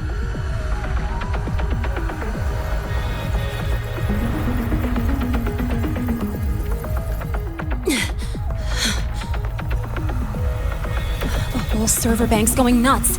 Every screen is flickering. Oh, the data volume is far beyond the cassette's capacity. It's as if thousands of people left their records in it.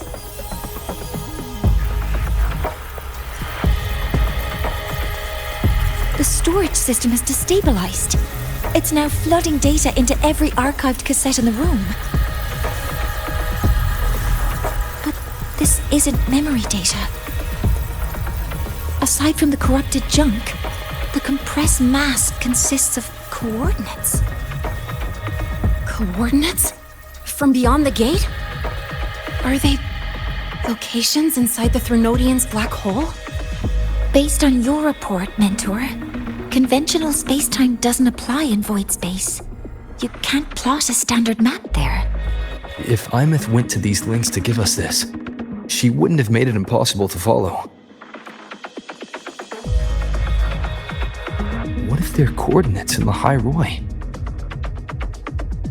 If such is the case, the origin might be... Please, allow me.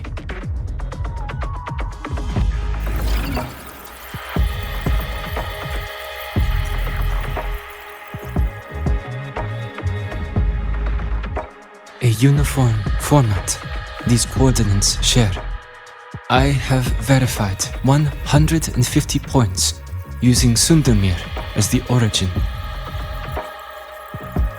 Each one aligns with a site of Royan runes etched upon stone, just as you beheld within Solisila. Forged by the Exostrider, these patterns are. Void storms do not affect them. We have only glimpsed fragments of their meaning through the lens of Solisila.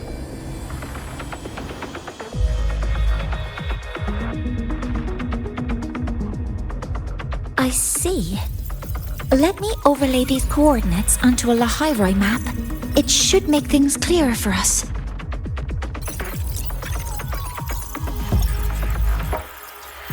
Done. Using Sundermere as the origin, the distribution looks like this.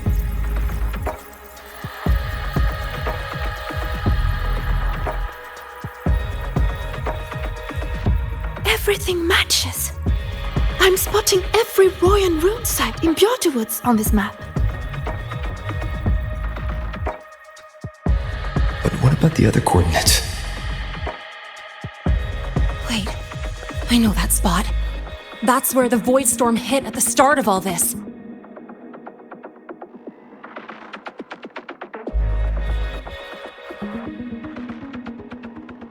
You know, that time when we first met.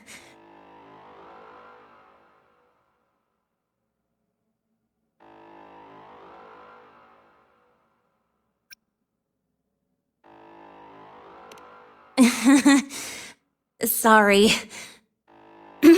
Anyway, back to business. Void storms.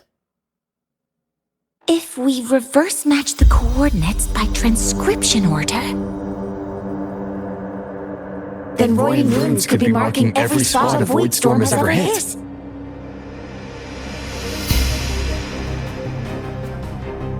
So it is. We Roya have observed something similar, but never perceived it as a universal law. Well, the runes aren't exactly neon signs on the stone boulders saying, "Look here." There are too many locations. With the personnel we have left and the autonomous bots. Leave the manpower to me. You want to bring people back from the escape pods? Precisely. With void storms spreading, sending people back out to find hidden runes is too dangerous. Any venture into the unknown carries risk. Studying the Threnodian was a risk. Playing chess with the Fraxidus was a risk. And piloting the Exostrider through the Strider Gate was certainly a risk. Where there is a sliver of hope, The Space Trek Collective will always find people willing to bet on it. Once Dusk Vale is initiated, this place becomes a sealed tomb. The intelligence retrieved from void space is our only remaining asset up for study.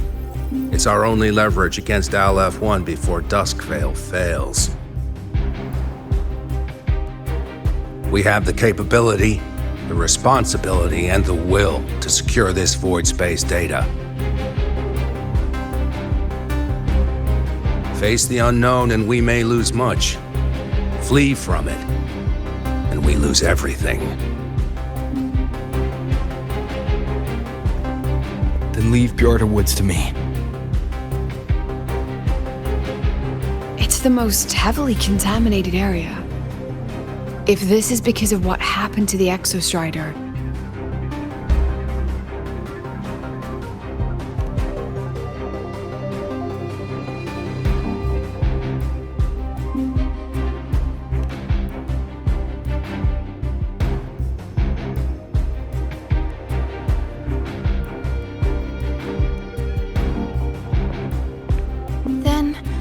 then please give me your hand, Senior.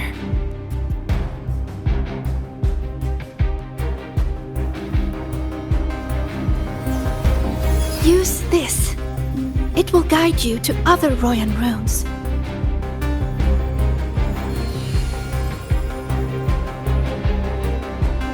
Oh, and take this one too. It's for protection. With it, you'll definitely come back safely.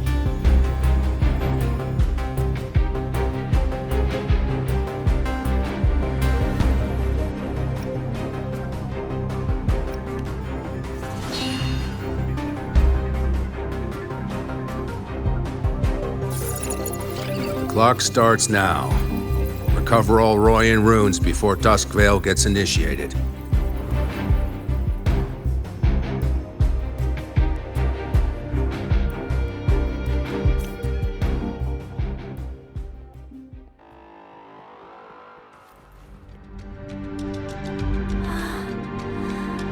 I'm splitting everyone into teams. They'll depart in waves according to their assigned groups. Good. I will prepare the interpretation for the Royan runes.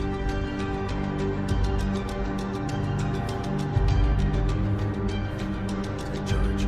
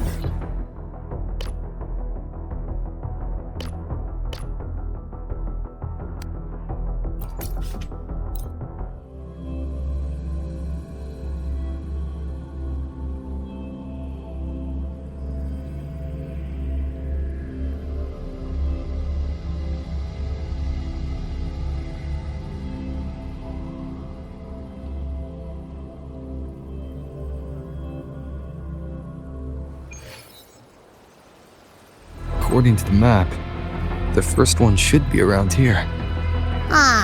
Didn't notice before, but, there are some shredded frequencies hanging around this spot. Abby, you awake? Didn't seem like the right time for a chat before. The rune's responding.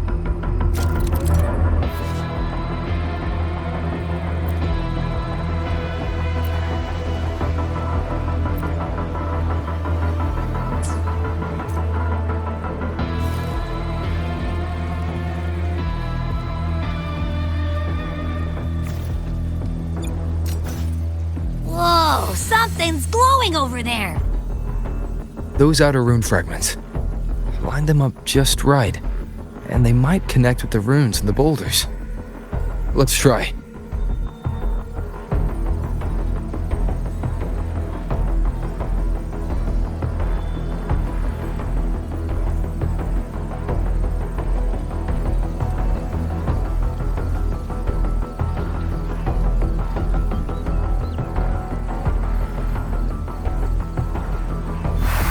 Jackpot!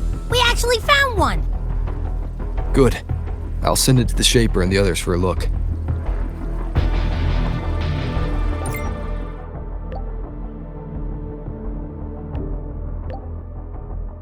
All right, on to the next rune.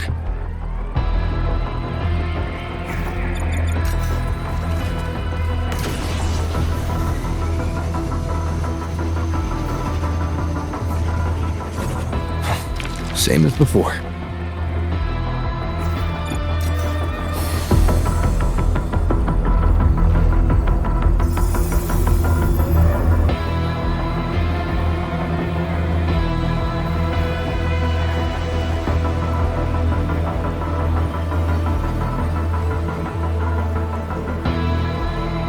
According to the mission details, there's still one left.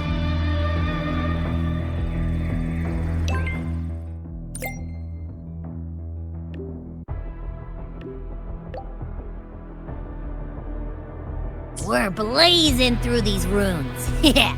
Teamwork makes the dream work, huh? Right. I hope Sagrika's having the same luck. So while you were searching, I tried tuning into... this is the last one, right? Yeah.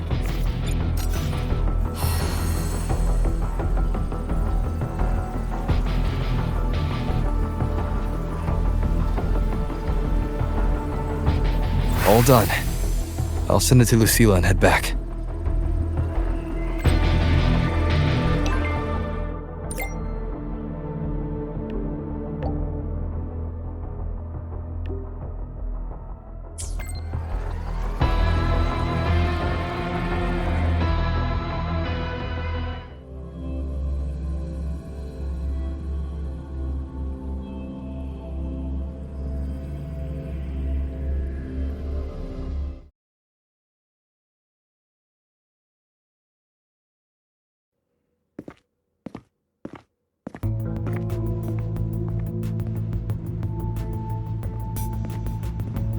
What's going on?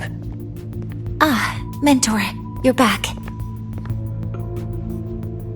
We've finished analyzing the runes, but their meaning still escapes us. As for the overlapping coordinates, we've run multiple standard decryption algorithms, but the results are contradictory.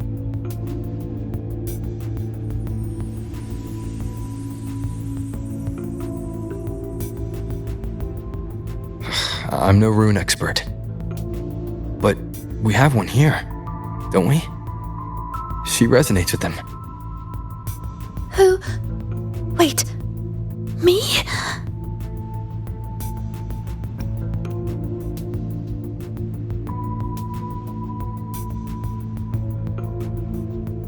If you're asking me, these runes don't feel flat.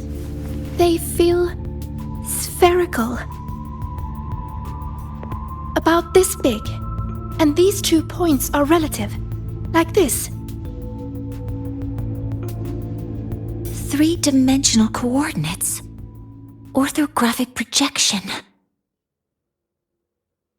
If we take the reactor drive's light data from the database as a depth layer and reconstruct it,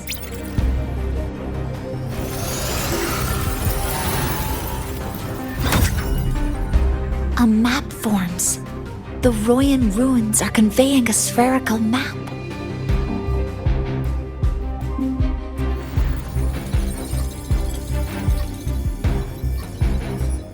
What are these 2 places? The one on the surface corresponds to the Strider case. As for the one at the center, there's too little data to confirm. But by geometric definition, It's the origin point of the entire map.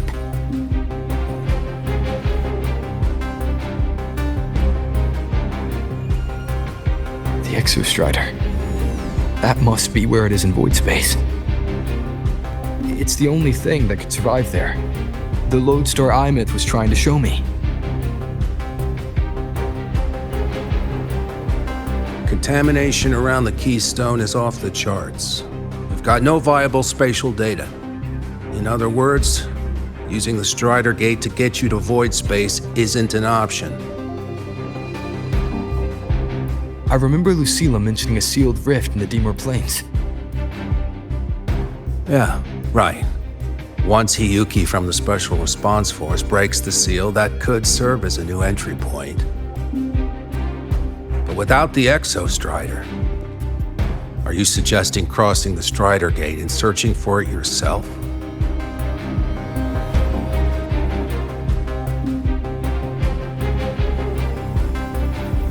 Now that we have a concrete map, I should be able to retrieve the Exostrider before my power of separation gives out.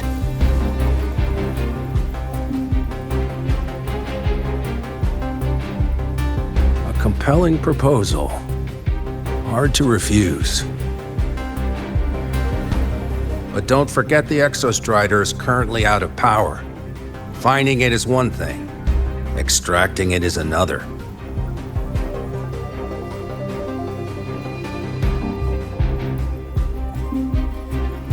We set a hard deadline. If I can transmit the Exostrider's coordinates to you before Duskville initiates, then tell me you'll consider entrusting the drive replica to us. Consider, huh? So you're handing the choice to us?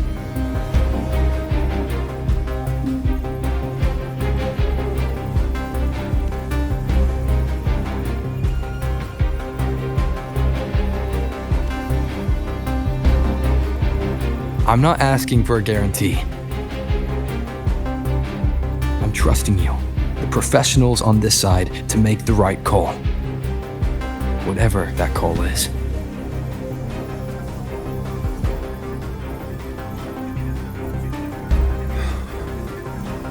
The Exostrider's value justifies the risk. I agree to your proposal.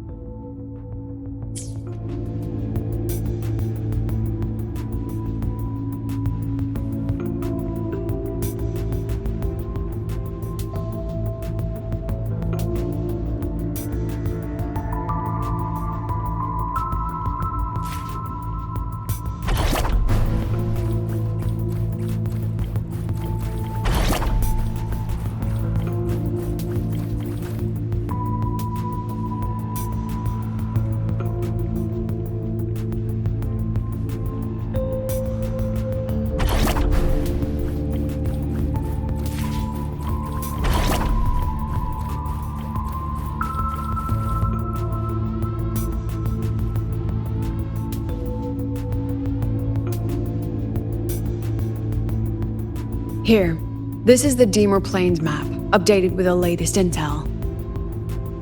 Be mindful of the contamination. It's not just the exoswarm or local life forms being affected.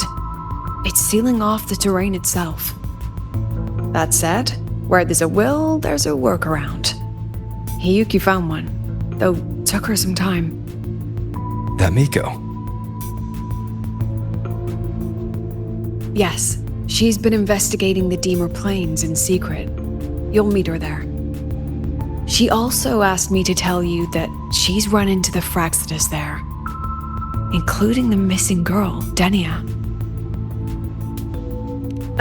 Let's just say honesty is in her nature. She just thought you might want to know. Perhaps her way of showing she has no hidden agenda. Noted. I'll be leaving then. Wait. Look me in the eyes. Relax.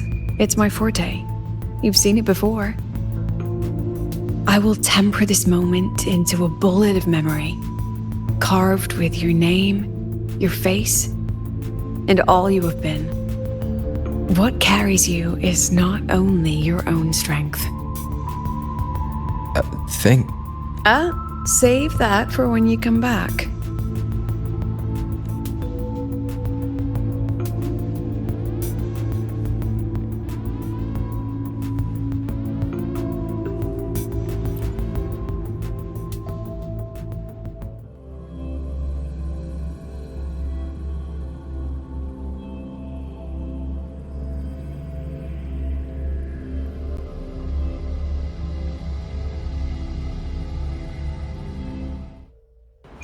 An entry point hidden in the Dimor Plains.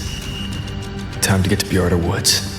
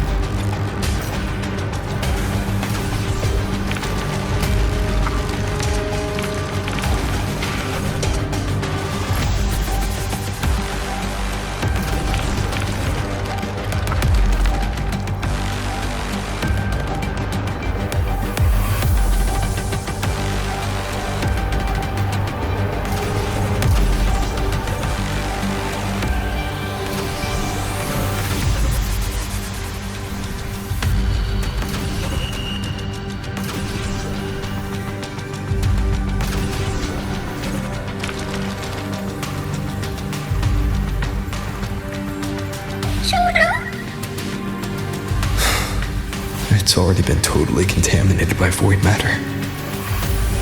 It might be worse than I thought the lower I go, but the frost seems to be slowing the spread. That frequency, it feels like Hiyuki's.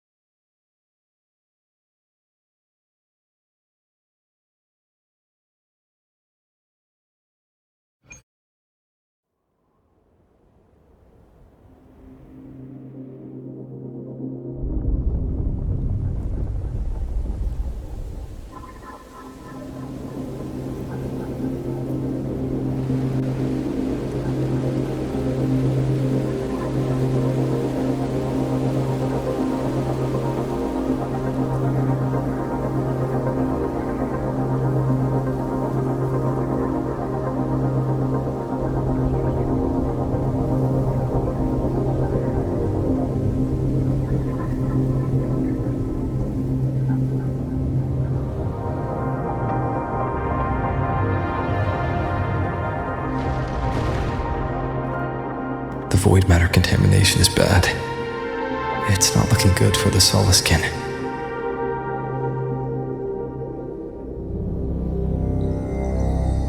And this white bird.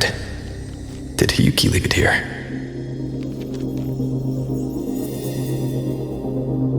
All right. Lead me to Hiyuki.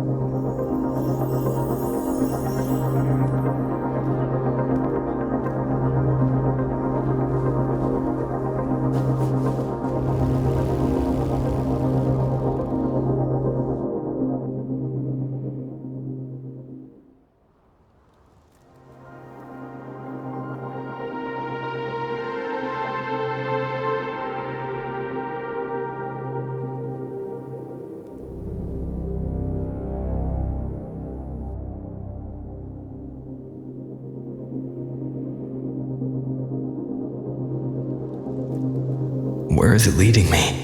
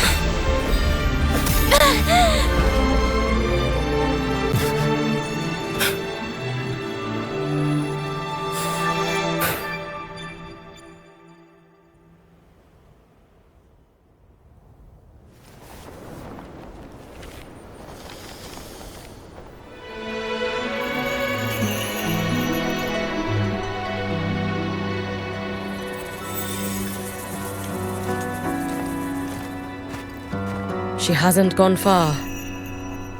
Probably watching us from the shadows.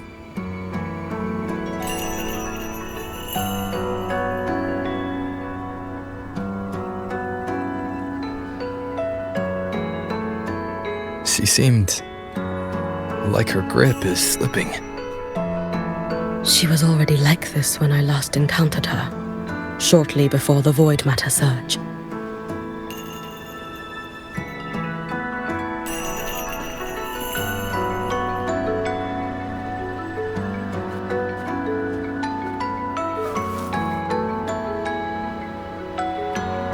Hiyuki, when you fought Denia, did you see anything like a shadowy hand? Yes.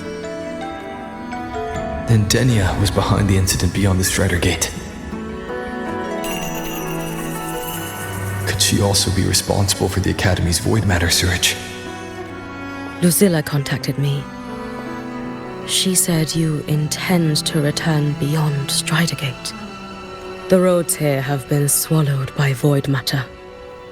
There is no direct passage. Lucilla must have told you of the rift that appeared over a decade ago. Thinking back now, that was likely the Fraxidus' doing. Luke said the Grand Architect caused that rift.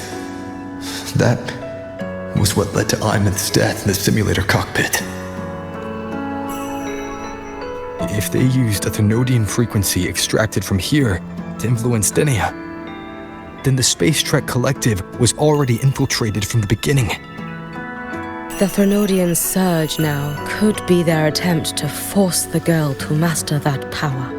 Or perhaps that power within her has simply broken its leash. Long ago, I sealed a portion of my own power there to help aid the Solvane Heartwood resist the Thermodian. Break the seal, and you will pass through the rift to reach the void matter depths beyond it. Understood. I'm relying on you. Let's go. Time isn't on our side.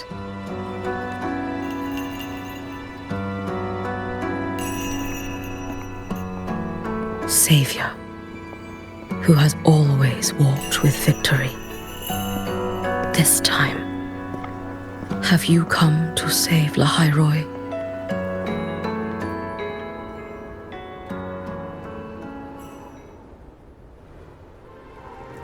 This is...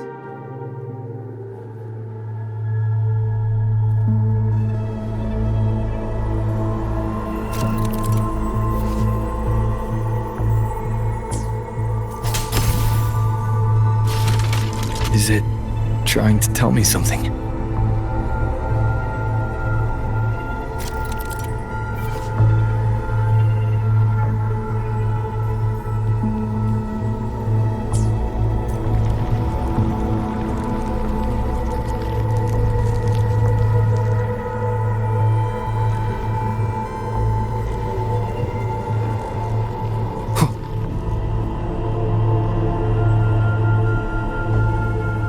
Aleph 1 seems to hold little interest in anything besides humans.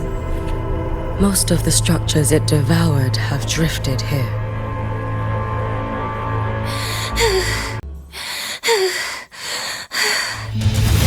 It's that girl.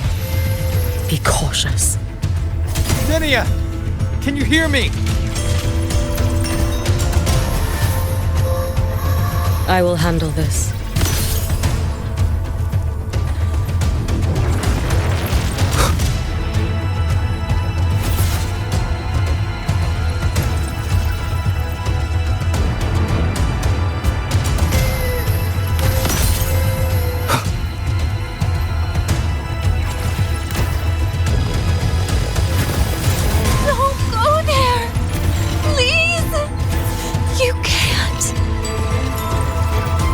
Watch out!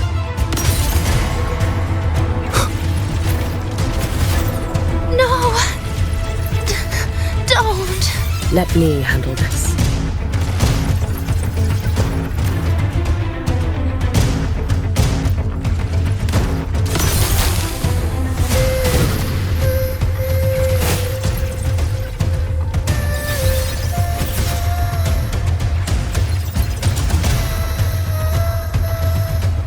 It's fine.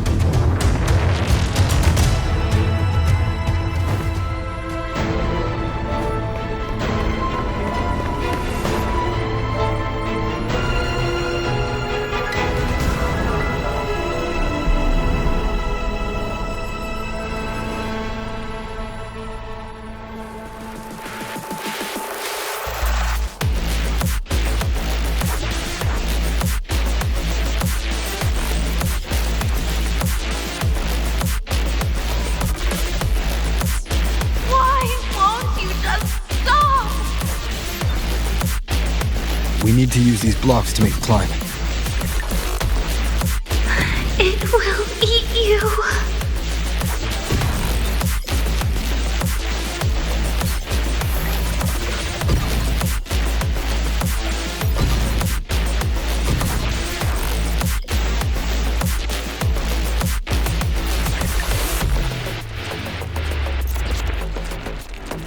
Why won't you just stop? We need to use these blocks to make the climb. It will eat you.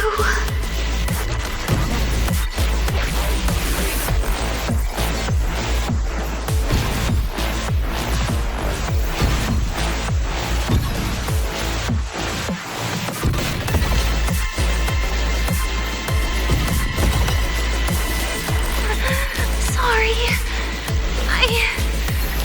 You really shouldn't go.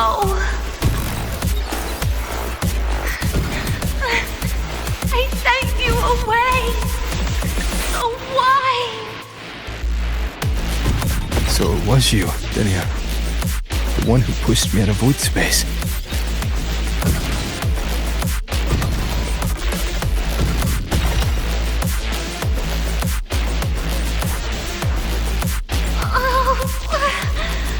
My head.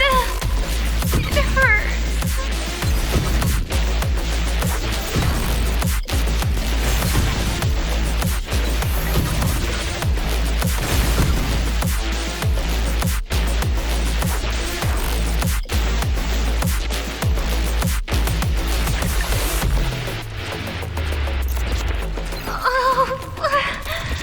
My head. It hurts.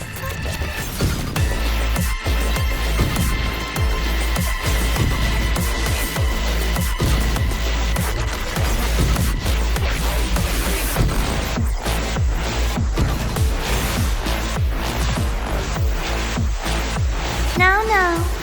Playtime is over.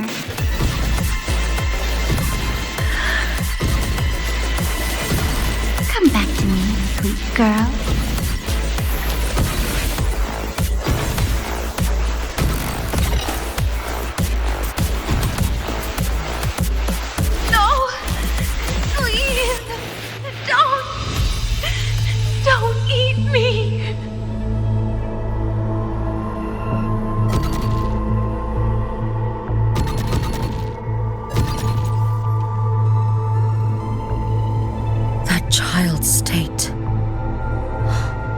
She did not appear to be under complete control.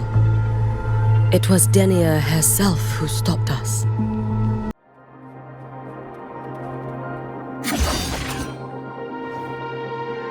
Have you been watching over Denia? Yes. After I sensed the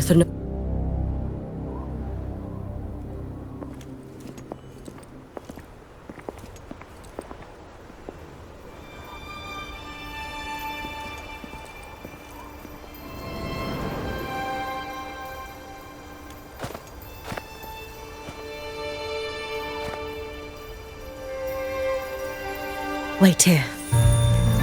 This seal is wrought from the future's tithe. To put it simply, I drew upon countless versions of my future self and anchored them here to suppress the void matter. To break the seal is to reclaim those futures. That task is mine alone. I understand. I'll leave it to you. There is one thing. With Aleph 1 active, I may not be able to restore this seal once it is broken. You choose the most perilous path at the most perilous time.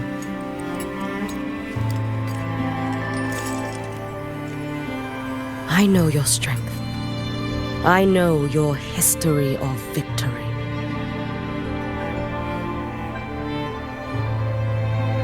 To take such a risk, is it because you remain confident you will not fail? That you cannot lose to the Threnodians? No, I've failed before. I don't think anyone can win forever. If I'd never lost, maybe I'd still have my memories. I wouldn't need to start over. And Solaris would be free from the lament. I do this because I can. And because someone has to. And what if you fail?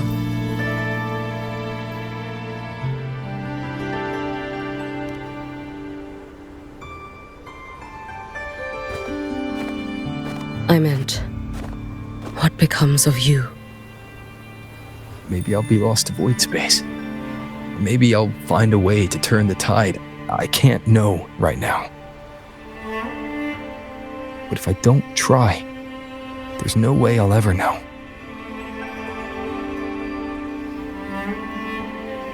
What makes me scared isn't coming up short.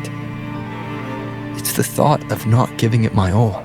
The cost of this attempt is steep, and you bear the weight of many. I expected more caution. To fail even once against a Threnodian is to invite apocalypse. Even knowing this, you would still go. Hiyuki, Lucilla told me you fought a Threnodian in Oshinahara for a long time. I don't know how you did it, but I can only imagine what it took to hold the line in a place already so destroyed. So, I'll ask you. Did you fight in Oshinahara because you were certain you would win? No, I was not. I never was. Then you understand why I'm doing this. You would make the same choice in my place. I see. I will attend to the seal of flaming Sakura. It will not take long.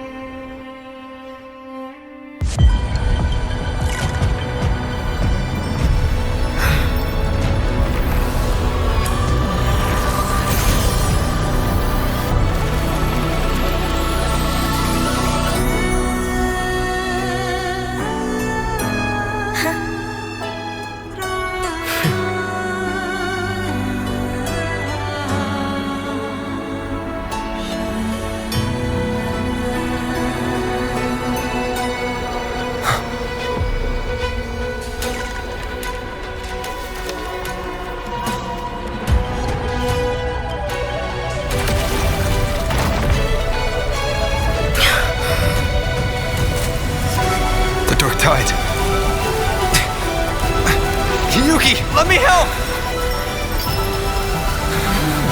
No need.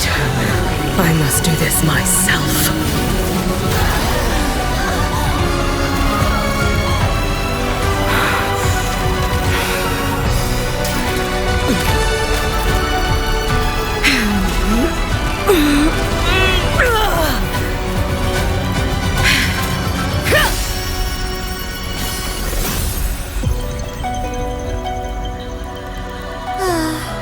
Why not choose the easier future?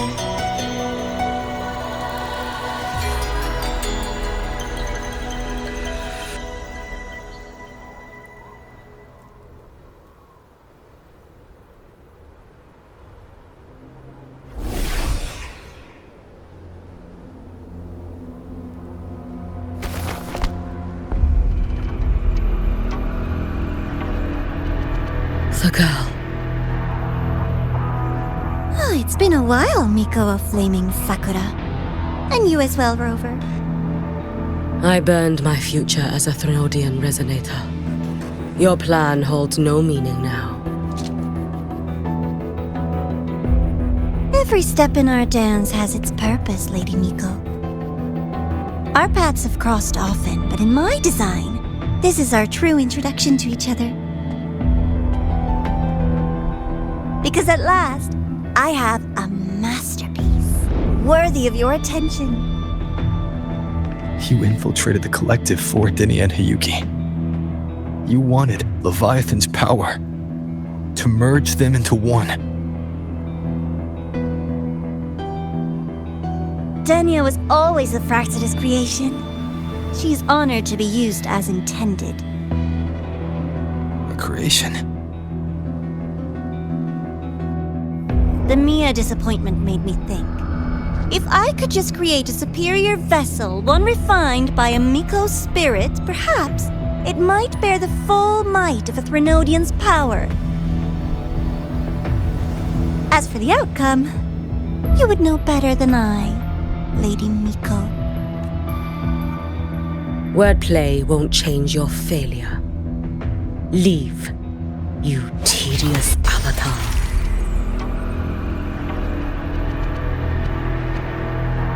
Failure? No. Listen, you two. I'm just showing Solaris another possibility. If we made one Denia, we can make another. And another.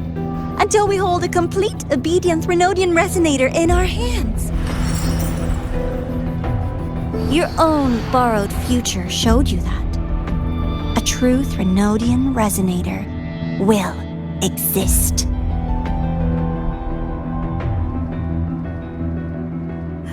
Help!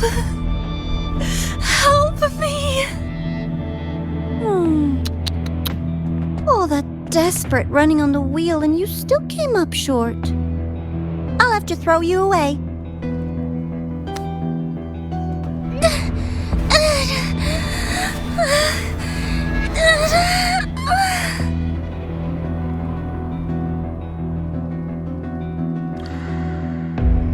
She can deny it all she likes, but the void in her heart is the same as Aleph One's. That emptiness, it will always pull her towards the Threnodian's power.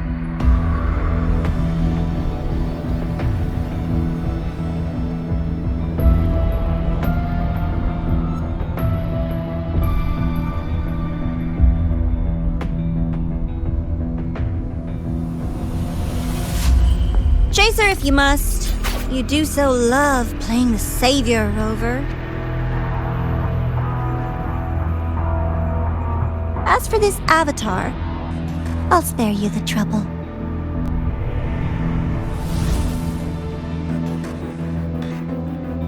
Wasting time on one of their avatars is pointless. Come on, Hiyuki. The seal is open. We have a job to do. Denia needs us. If you wish, I can tell you about my history with the Fraxidus. But of course, Denia is the more pressing matter. It's not hard to guess. The Grand Architect wanted your power as the Miko of Flaming Sakura, didn't they? But like you said, You burned that one future as a Thenodian resonator. You can be done with them.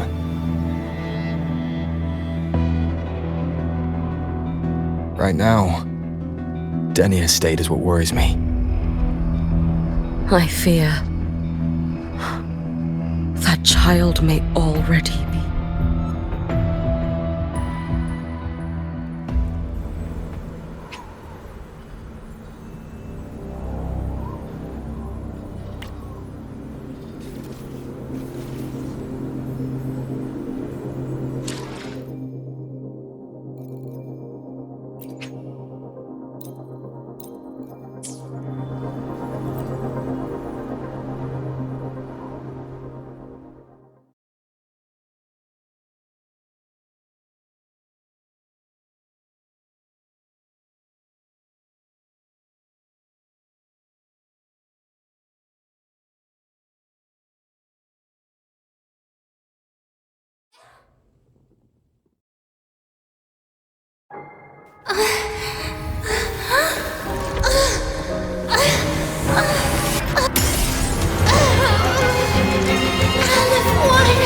I curse you!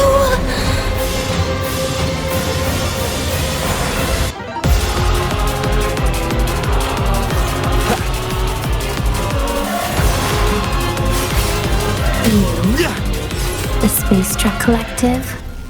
All this running around for nothing. Lend me your strength. Oh, you missed. Worry not for me. Too late to escape. Be cautious. Stand back.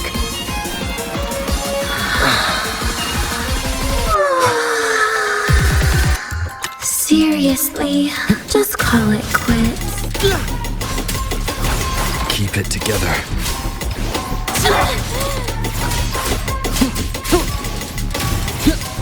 You. One more time.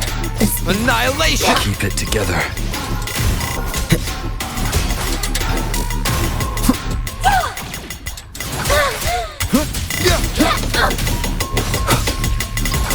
Hopefully this last chance. You can trust me. Be cautious. Stand back. You should have run. Lend me your strength. A life as fleeting as the first snow.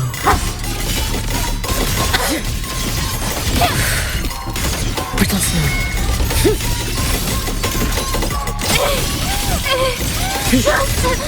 I cannot fall. There's still time! Why won't you?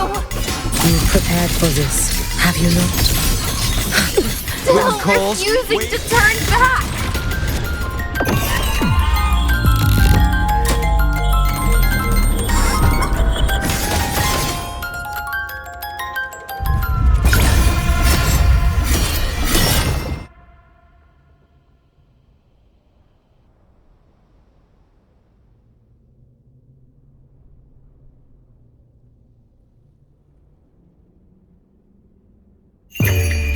For all wishes spoken, this vessel I offer.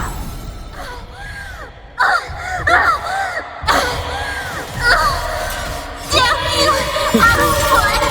Lend me your strength.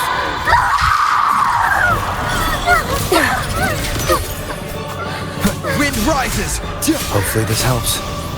I am the Tempest! The wicked will face judgment!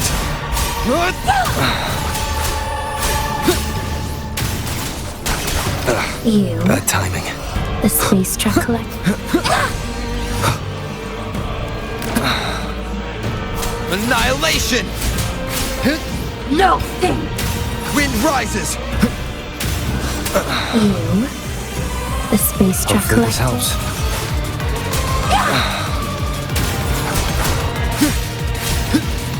The wicked will face judgment! Lend me your strength. Worry not for me. Not another Take your step. final dive into Naraka.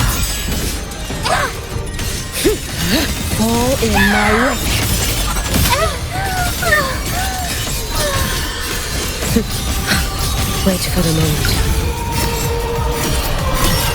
Roam above the inferno, gazing at the snow.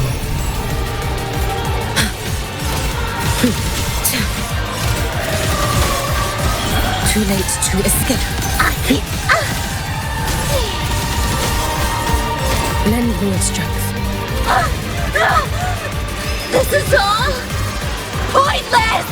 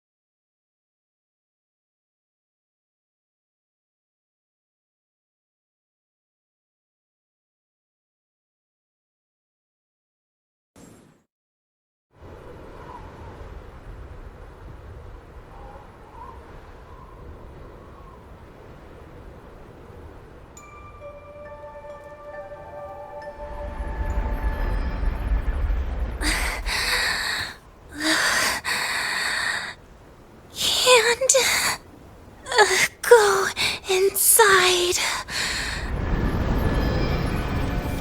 Rest now. Do not worry. The void matter frequency within her has weakened. She will recover.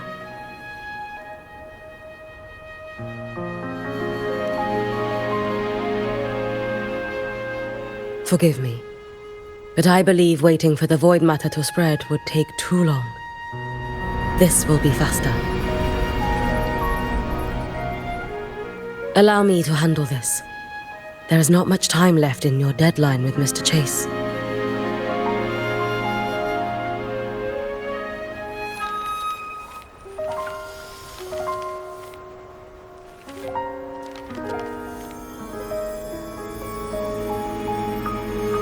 My Shiratori can guide you through void matter, but the concentrations here go beyond its strength.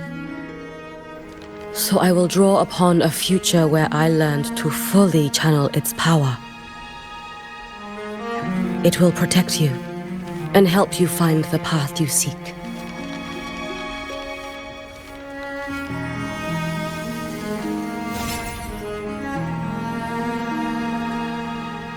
The rest is yours to face. Thank you, Hiyuki.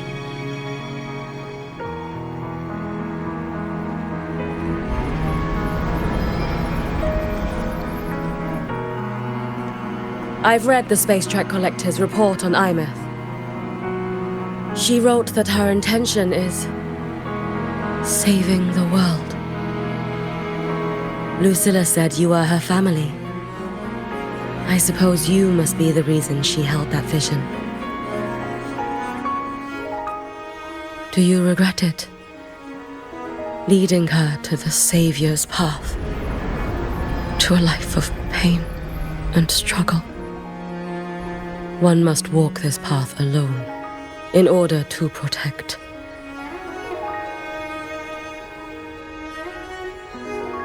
And those who walk it out of admiration will lose themselves in the mire.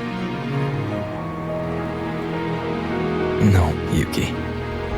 I don't seek Aemaeth to confess my regrets. I I want to find her, so I can tell her. I hope to make you proud. I hope I haven't let you down. I've always been proud of her. She chose to walk this path with me. So, I know I'm not alone. Should I ever fail, I know there will be someone who'll continue to protect Solaris. With your extraordinary strength, that is indeed possible.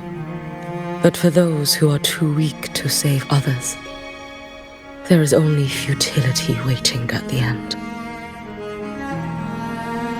As I learned when I failed to save Ashinohara, all I can do now is hold my Sutsu tightly to ensure that after Hiyuki, there will be no more Miko of flaming Sakura. That is all that remains. From Lahai Roy to the distant lands of Jinzhou and Rinasida, people rise up to fight the Venodians. I've been a part of that fight. But to pretend I'm the only reason they're standing, that everything fails if I do, that's arrogance. It's an insult to everyone else choosing to stand their ground. My victories were never mine alone. If even one person makes it to the end of this road, then we're still winning. Hiyuki, when you're walking alone and feel that weight, just stop for a moment. Look around. Stop. You'll see there are people who draw strength from you. People out there who are proud of you. And when you finally reach the end of your journey, you'll know it was never futile. How enviably brilliant.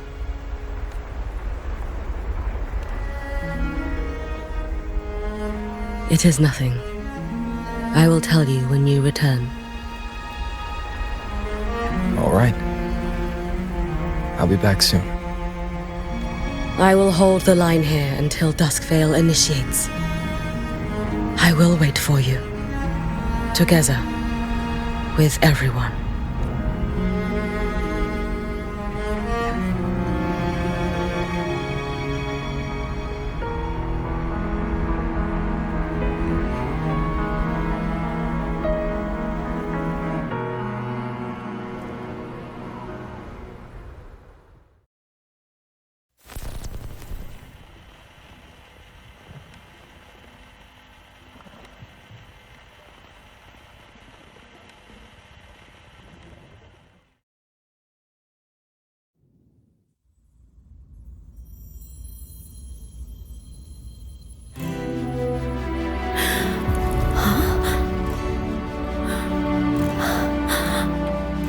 Exostrider?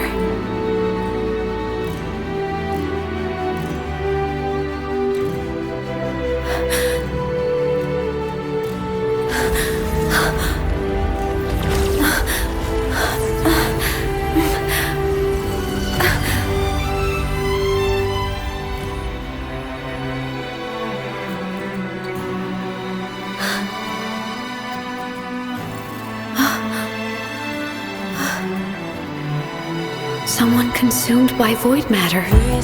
Come here. The Exostrider's power is nearly spent, but I'll do my best to protect you.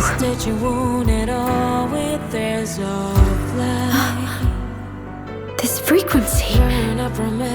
No! Your existence is already nearly... Where am I? Did the void storm consume me? Am I dead? Is this void space a higher dimension? Our existence is fading. Did you just say that time and space have no meaning? Who's speaking?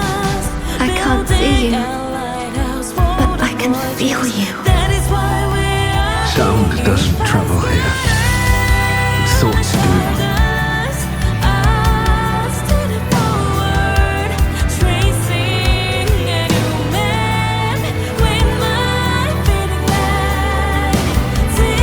The Exostrider? Why is the Exostrider here? What happened? The light. What should we do?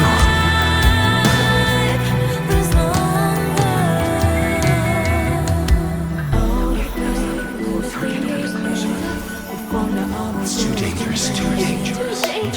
What are you doing? This is meaningless. That's enough. It's futile. Our lives already ended in the void.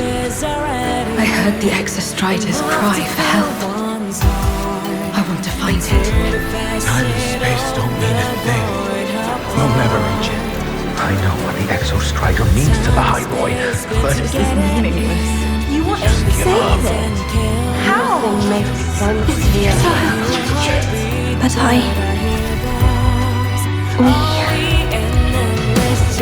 We made it to the stars to reach for the unknown, didn't we?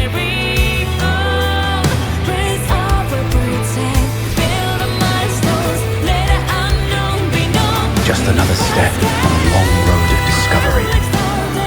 You. This is where we came from. A space-time coordinate with the Exostrider as the origin? But that's impossible inside a black hole.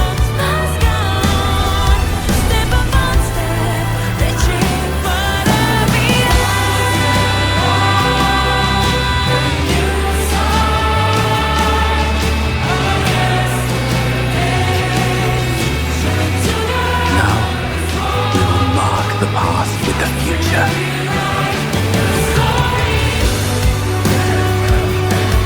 Thank you. You charted the unknown with your lives. I'll make sure it's not in vain.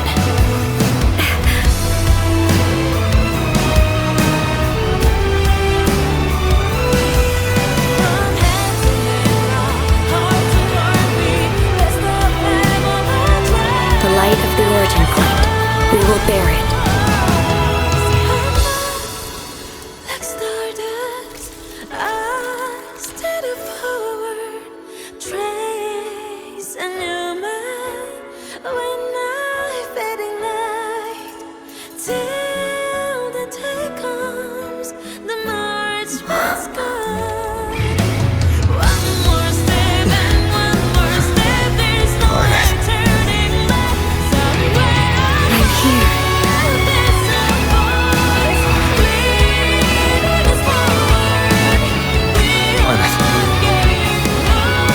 Drive replica here.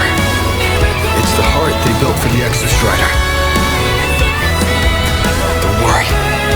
This time, we'll save the world together. Okay. I'll bring you back humanity's hope. So, wait for me.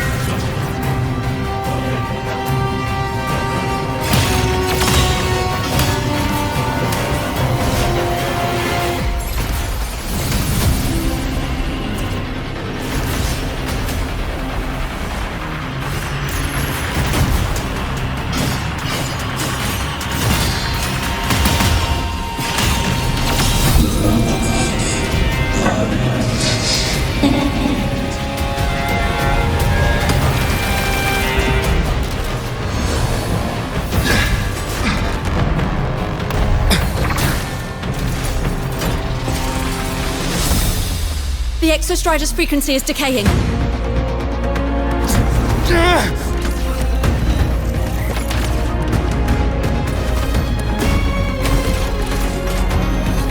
Its reading is about to flatline. Status on the drive replica. Almost ready. We just need the calibration data now.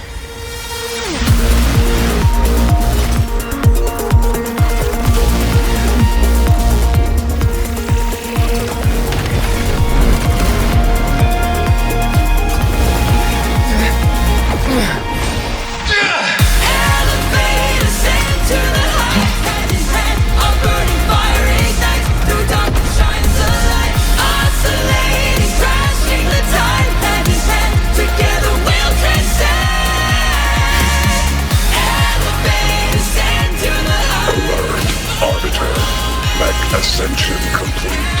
Systems at peak. Ready to re-engage enemy. Exostrider, you're awake. Assessment. A human heart is now operational within me. I can now speak with their voice. In Frostlands, where civilization should not have taken root, a collective was born. A will to explore what lies beyond. They have chosen me.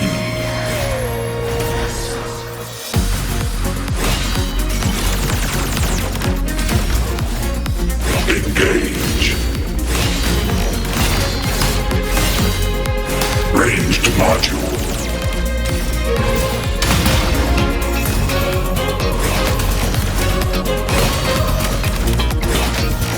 Evaded.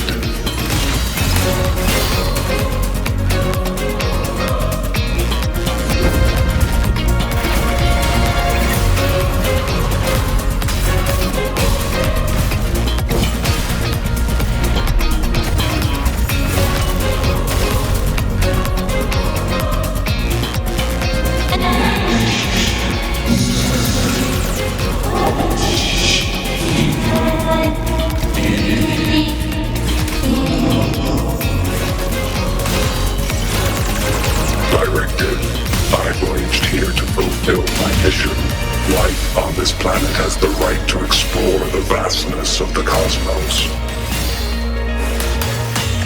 You see the civilizations across the stars only as food to quiet your hunger.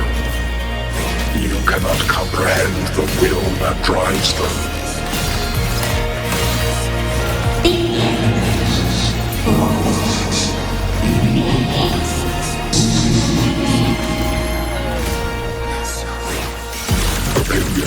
Even if humanity's final frontier is an endless void, it is not proof of a meaningless pursuit, LF1.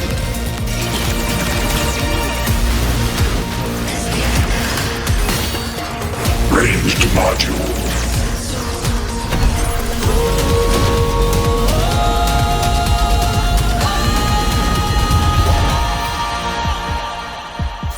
Verdict. Downfall.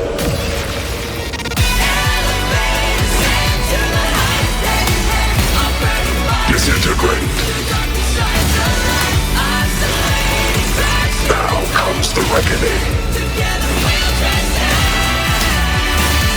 Execute.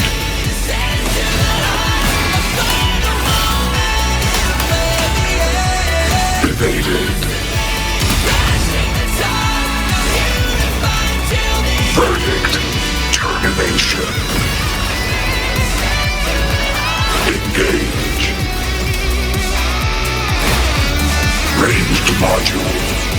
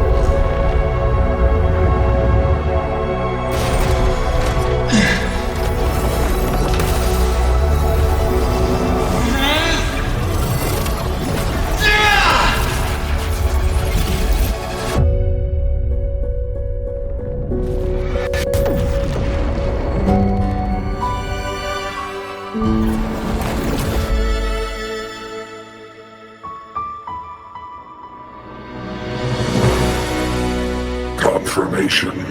Battle concluded. Void matter responses within this sector have dissipated. But Threnodian LF-1 wasn't destroyed. Analysis. Resonator Aemaeth. Under current parameters, the permanent termination of Aleph-1 is impossible. Therefore, I exercised autonomous judgment and exiled it to the furthest reaches of this universe. Request.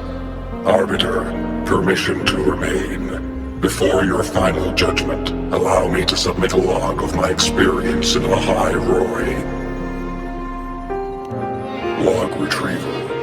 On multiple return transits, I was detected by Aleph-1. It pursued me, its objective to enter Solaris through the Strider Gate. It attacked. I fell. But Resonator Aemaeth answered me with her power, and I was able to banish a part of Aleph-1. I should have initiated a full system seal to await repairs, but I saw countless pairs of terrified eyes. Discovery. The Roya in the Frostland stood helpless before the Threnodians' void matter calamity. I saw panic and dread. Following the protocols shared with the Sentinels, I extracted my reactor drive and encased it deep within the ice. Then I powered down to slumber. Exception. A momentary reactivation occurred. Resonator Aemaeth resonated with me a second time. She required my power to mend the Strider Gate rift. I complied. That was when I became a digital ghost. But was that the second time we resonated? Or the first? Initial assessment. Upon reactivation, standard procedure was to request your retreat. Direct engagement with Aleph-1 was a tactical irrationality. But the human heart granted me a voice. The will of this civilization gave me the strength to stand with you. Component analysis. This drive replica forged by humans is crude and fragile compared to my original drive. I can feel each one of its pulse cycles, violent, eroding itself with every beat. The shrill, grating friction of wear. This is the first time I have ever heard myself. A heartbeat bestowed upon me by them. With this heart installed, I have acquired capabilities previously undocumented outside the Sentinel Mech series. Projection.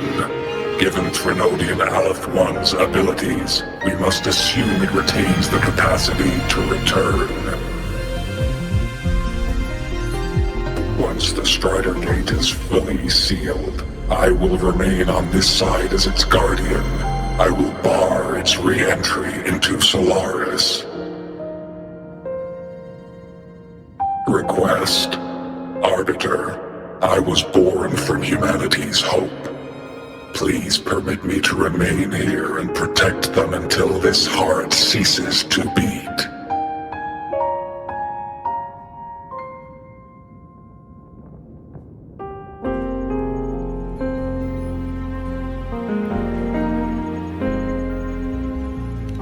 Query.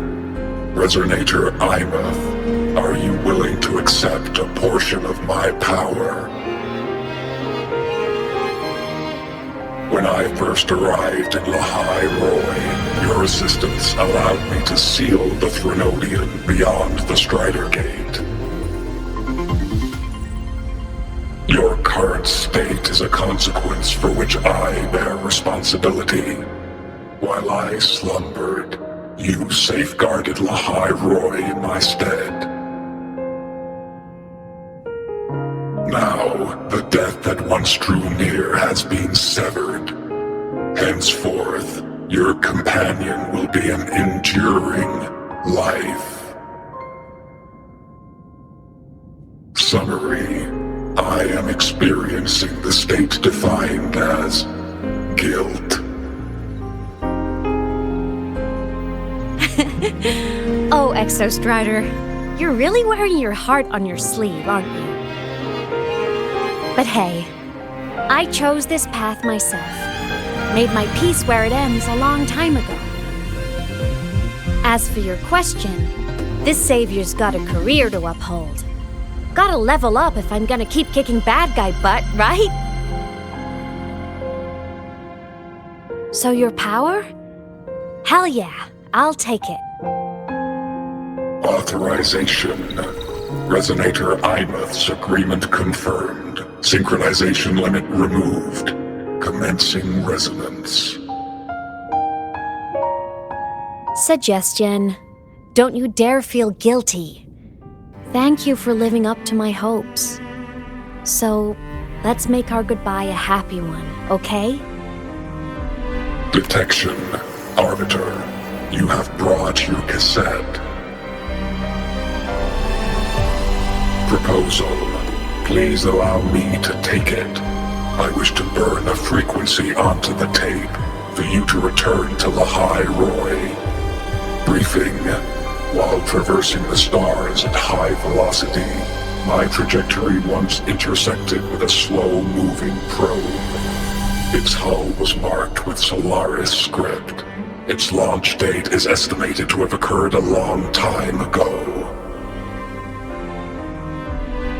I intercepted and recorded the signal it has been continuously transmitting to Solaris. Its name is the Far Watcher. Objective. I wish to offer this recording as a gift to the people of Lahai Roy. Status. Strider Gate closure imminent. Preparing to return the Arbiter and Resonator to Lahai Roy. Query. One last thing, Arbiter. Will you permit me to alter my designation to bear the name Lahai Roy? Designation change complete. Thank you, Arbiter. Valediction. Farewell, Arbiter. Please deliver my temporary goodbye to the people who forged this heart. Prediction. We will meet again in the boundless sea of stars.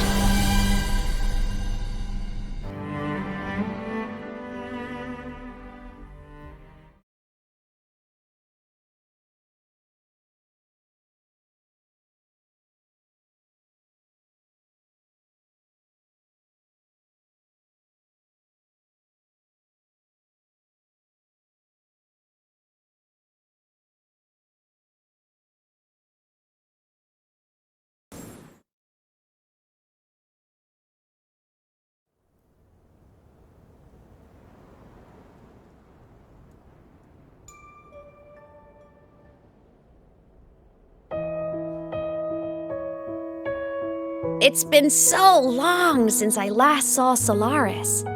Feels weirdly nostalgic. Now that Aleph 1's been kicked to the cosmic curb, Lahai Roy can finally breathe easy. I was gonna say we saved the world this time, but honestly, it was the explorers who fell into the void matter. They're the ones who mapped that data on me and the Exostrider inside the Threnodian's black hole. All I did was burn their findings onto a cassette for you. And it was the people of Lahai Roy who decoded the cassette and forged the drive replica. That's what let the Exostrider finally cast the Threnodian out. So, this wasn't a story about heroes saving the world. It was the world saving its heroes, right? Yes. And now, we're home.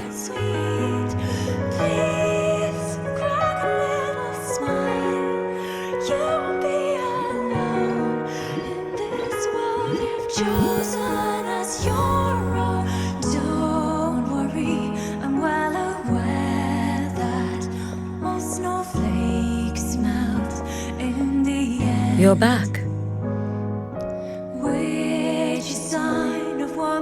Yeah. I'm back now. Flamboyantly into that good night.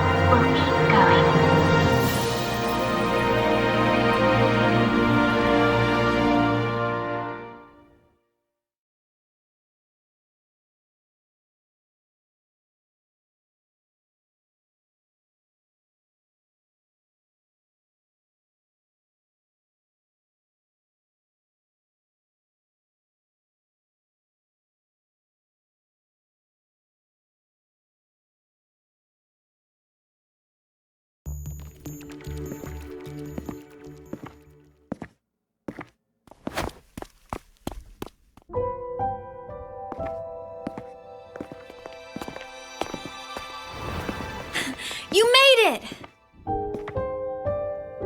Turns out, decoding what the Exostrider burned into your cassette was way tougher than the Institute thought. They only just finished today. Over here! Everyone's waiting for you.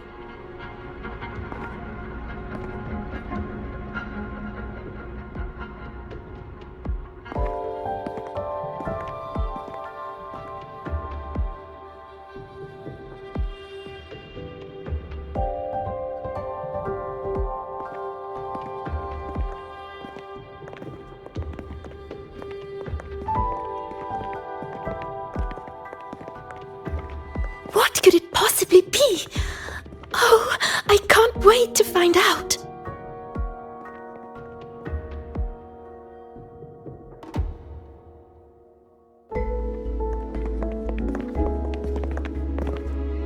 The Far Watcher. I have to admit, I was genuinely surprised when you handed me this tape and said that name. You said it was one of the 9 interstellar space probes, launched before the etheric sea engulfed Solaris. Correct. The 9 stars on the Space Trek Collective's emblem represent those probes. Ever since then, Solaris never received another signal from them. Not a single one.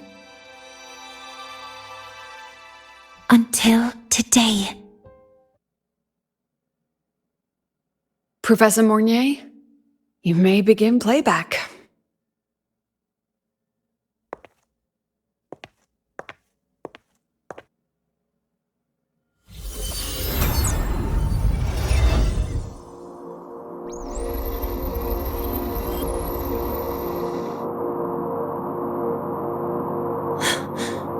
This sounds like white noise. Judging by the cassette's data, they're sounds the Far Watcher recorded while drifting through different galaxies. Sounds that have been lost to us for centuries, silenced by the etheric sea. So that's why the Exostrider wanted to give these recordings to the explorers of Lahai today. Because this is a gift from light years away, sent by the explorers of Lahai past.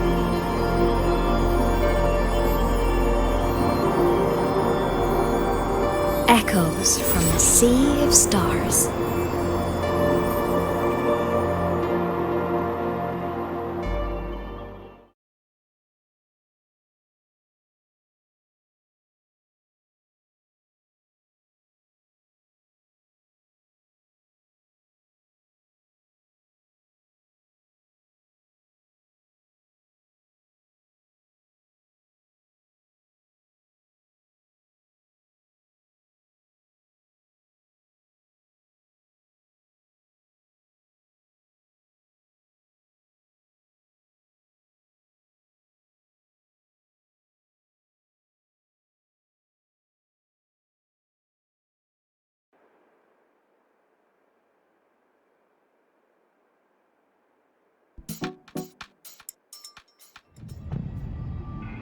The Space Trek Collective has taken in that Denia girl, just as you wished, Grand Architect.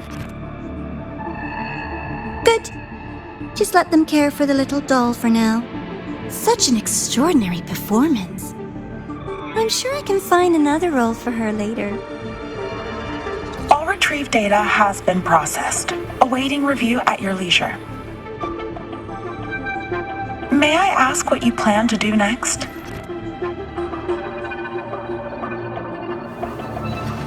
Plans are progressing everywhere, it seems. I've dallied in Lahai long enough. Time to stretch my legs. Cristoforo, be a dear and run a message to Eris and the new Federation for me. Understood.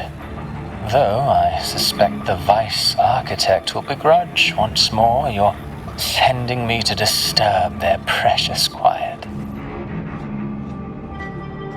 Oh, and will you require me to draft a prologue for your characters? No need. I'll pay for Lova a visit myself first. That will be all for now. This body tires so easily. Remember to give her a silent ending. Grand Architect, with this phase of verification complete and full production proceeding, do we still have use for that Miko? That won't be necessary. Her future as a Threnodian resonator has been taken. She no longer requires our attention. Besides, she's failed one too many times. Drawn one too many futures from herself. And she still insists on walking the path of saving Ashinohara alone with no intention of stopping.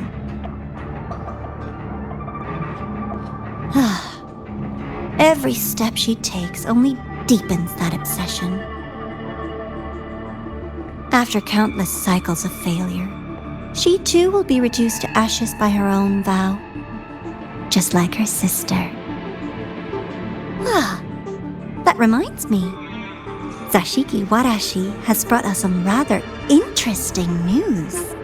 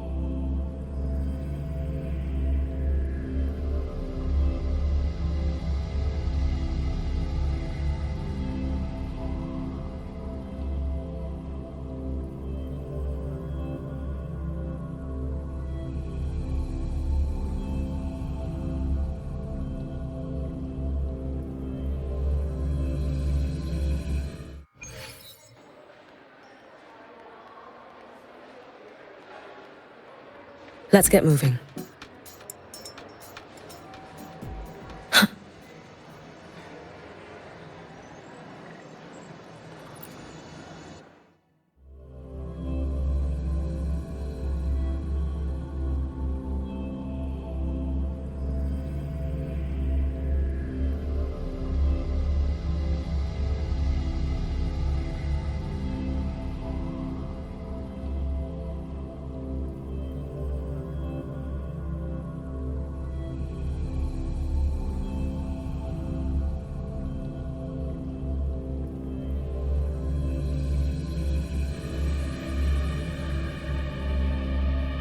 Hyokuro must be just ahead.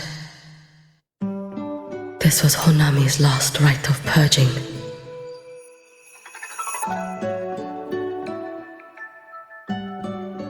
All is settled. Only one final thing remains. I have truly kept you waiting for too long, Hyokuro.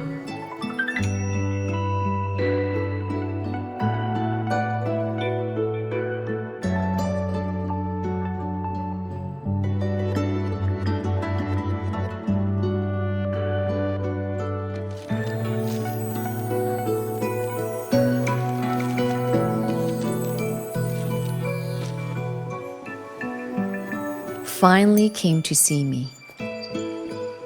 Yes, I have come. Made up your mind? I have. Ready to kill me then?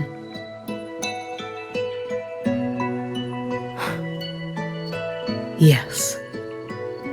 Oh, has my little Hiyuki grown so confident that she can best me without even drawing her blade?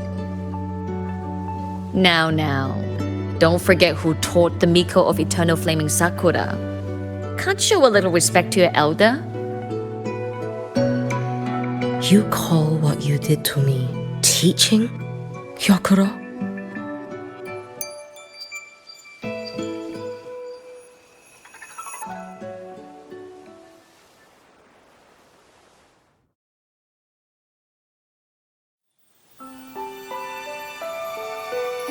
Come then,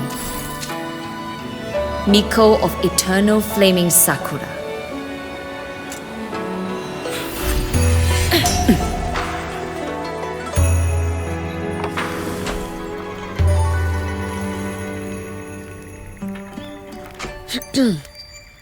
Calm yourself. A restless heart makes for unsteady hands. But I do not wish to learn this. Then what do you wish to learn?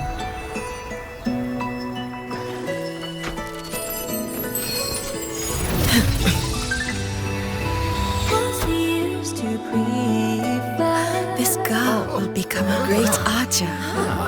No, look at her hands. There are swordsman's hands. Not in this life. Her hands aren't ones to hold a blade. Isn't that right? Well now, you have refined your technique.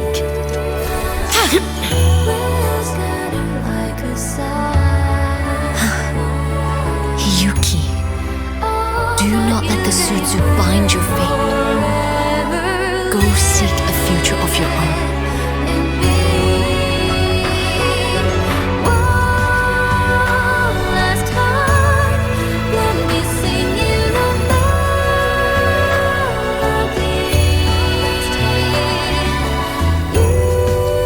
Focus, Hiyuki. Survive this strike and reach your tomorrow.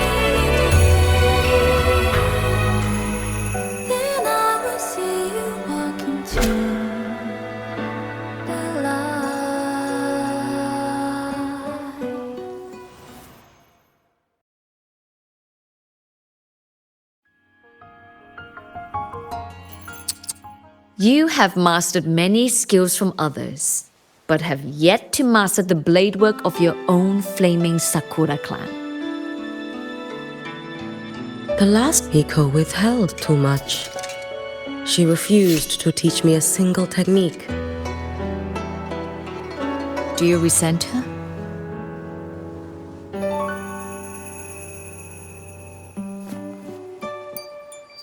I do. Even now? Every moment.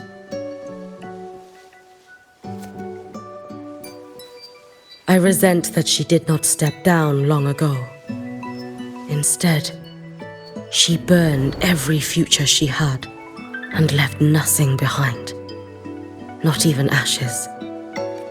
I resent that she did not pass her skills to me. That she sent me away each time she trained. Now, there is nothing of her left in me. Hiyuki. I resent that she always told me to be myself, yet chose a death that was nothing like herself. And you resent that even after dying? She lingered as a spirit, waiting only for you to send her on. I was being cruel, wasn't I? It's just, I couldn't let my fear go. No one understood the scale of your gift, Hiyuki. Your potential to tame even a Threnodian. If you drew such a future, would everything not become much easier? Gyokuro, Shh. As long as it comes from your own heart and will, any future you choose is acceptable.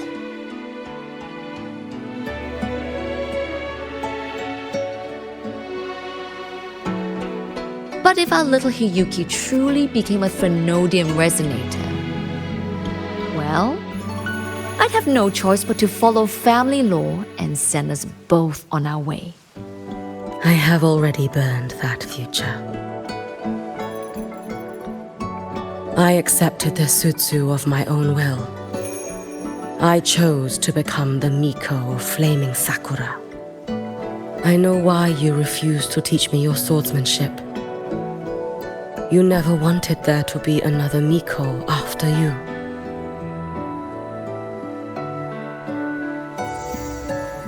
I will fulfill that wish, sister. After Hiyuki, there will be no more Mikos of Flaming Sakura. The Miko of Eternal Flaming Sakura. That is a heavy title to bear. It is. The future ahead is long. Very, very long. I know. Through the Sutsu, we draw strength from countless possible futures. But each time you do, you see yourself draw closer to Miko's destined end. A future burned to cinders, leaving nothing behind.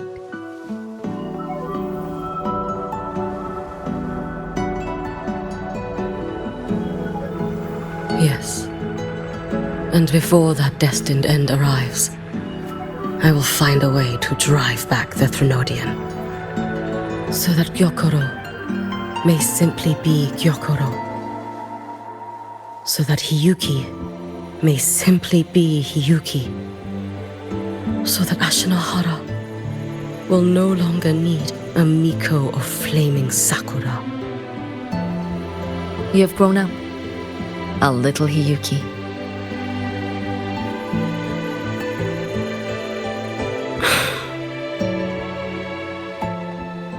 I met someone, sister.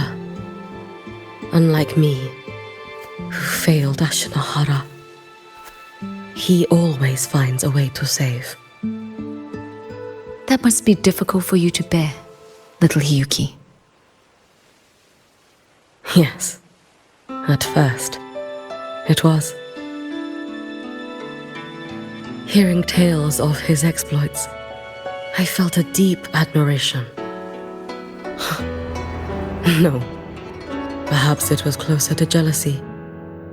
I thought, if only I possessed his strength, then my days would not be filled with regret. Ashinohara would be saved, and I, in the peace that followed, could have lived an ordinary life. But upon meeting him, I came to understand. Even a great savior carries many pains and failures. And the path of a savior is walked not alone, but alongside countless others. Gyokoro. Yes? I have always admired you as the Miko of flaming Sakura. And I have always held you in the highest honor. Even if one day I am burned to ashes, because of you, because of him, because they all exist, I am never truly alone.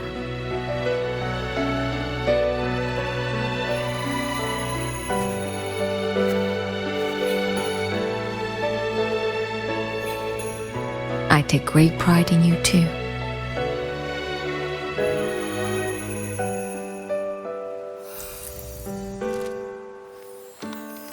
Go on, Shiratori. Fly to where your heart desires. May the day come when you, too, step into spring as freely as anyone in this world.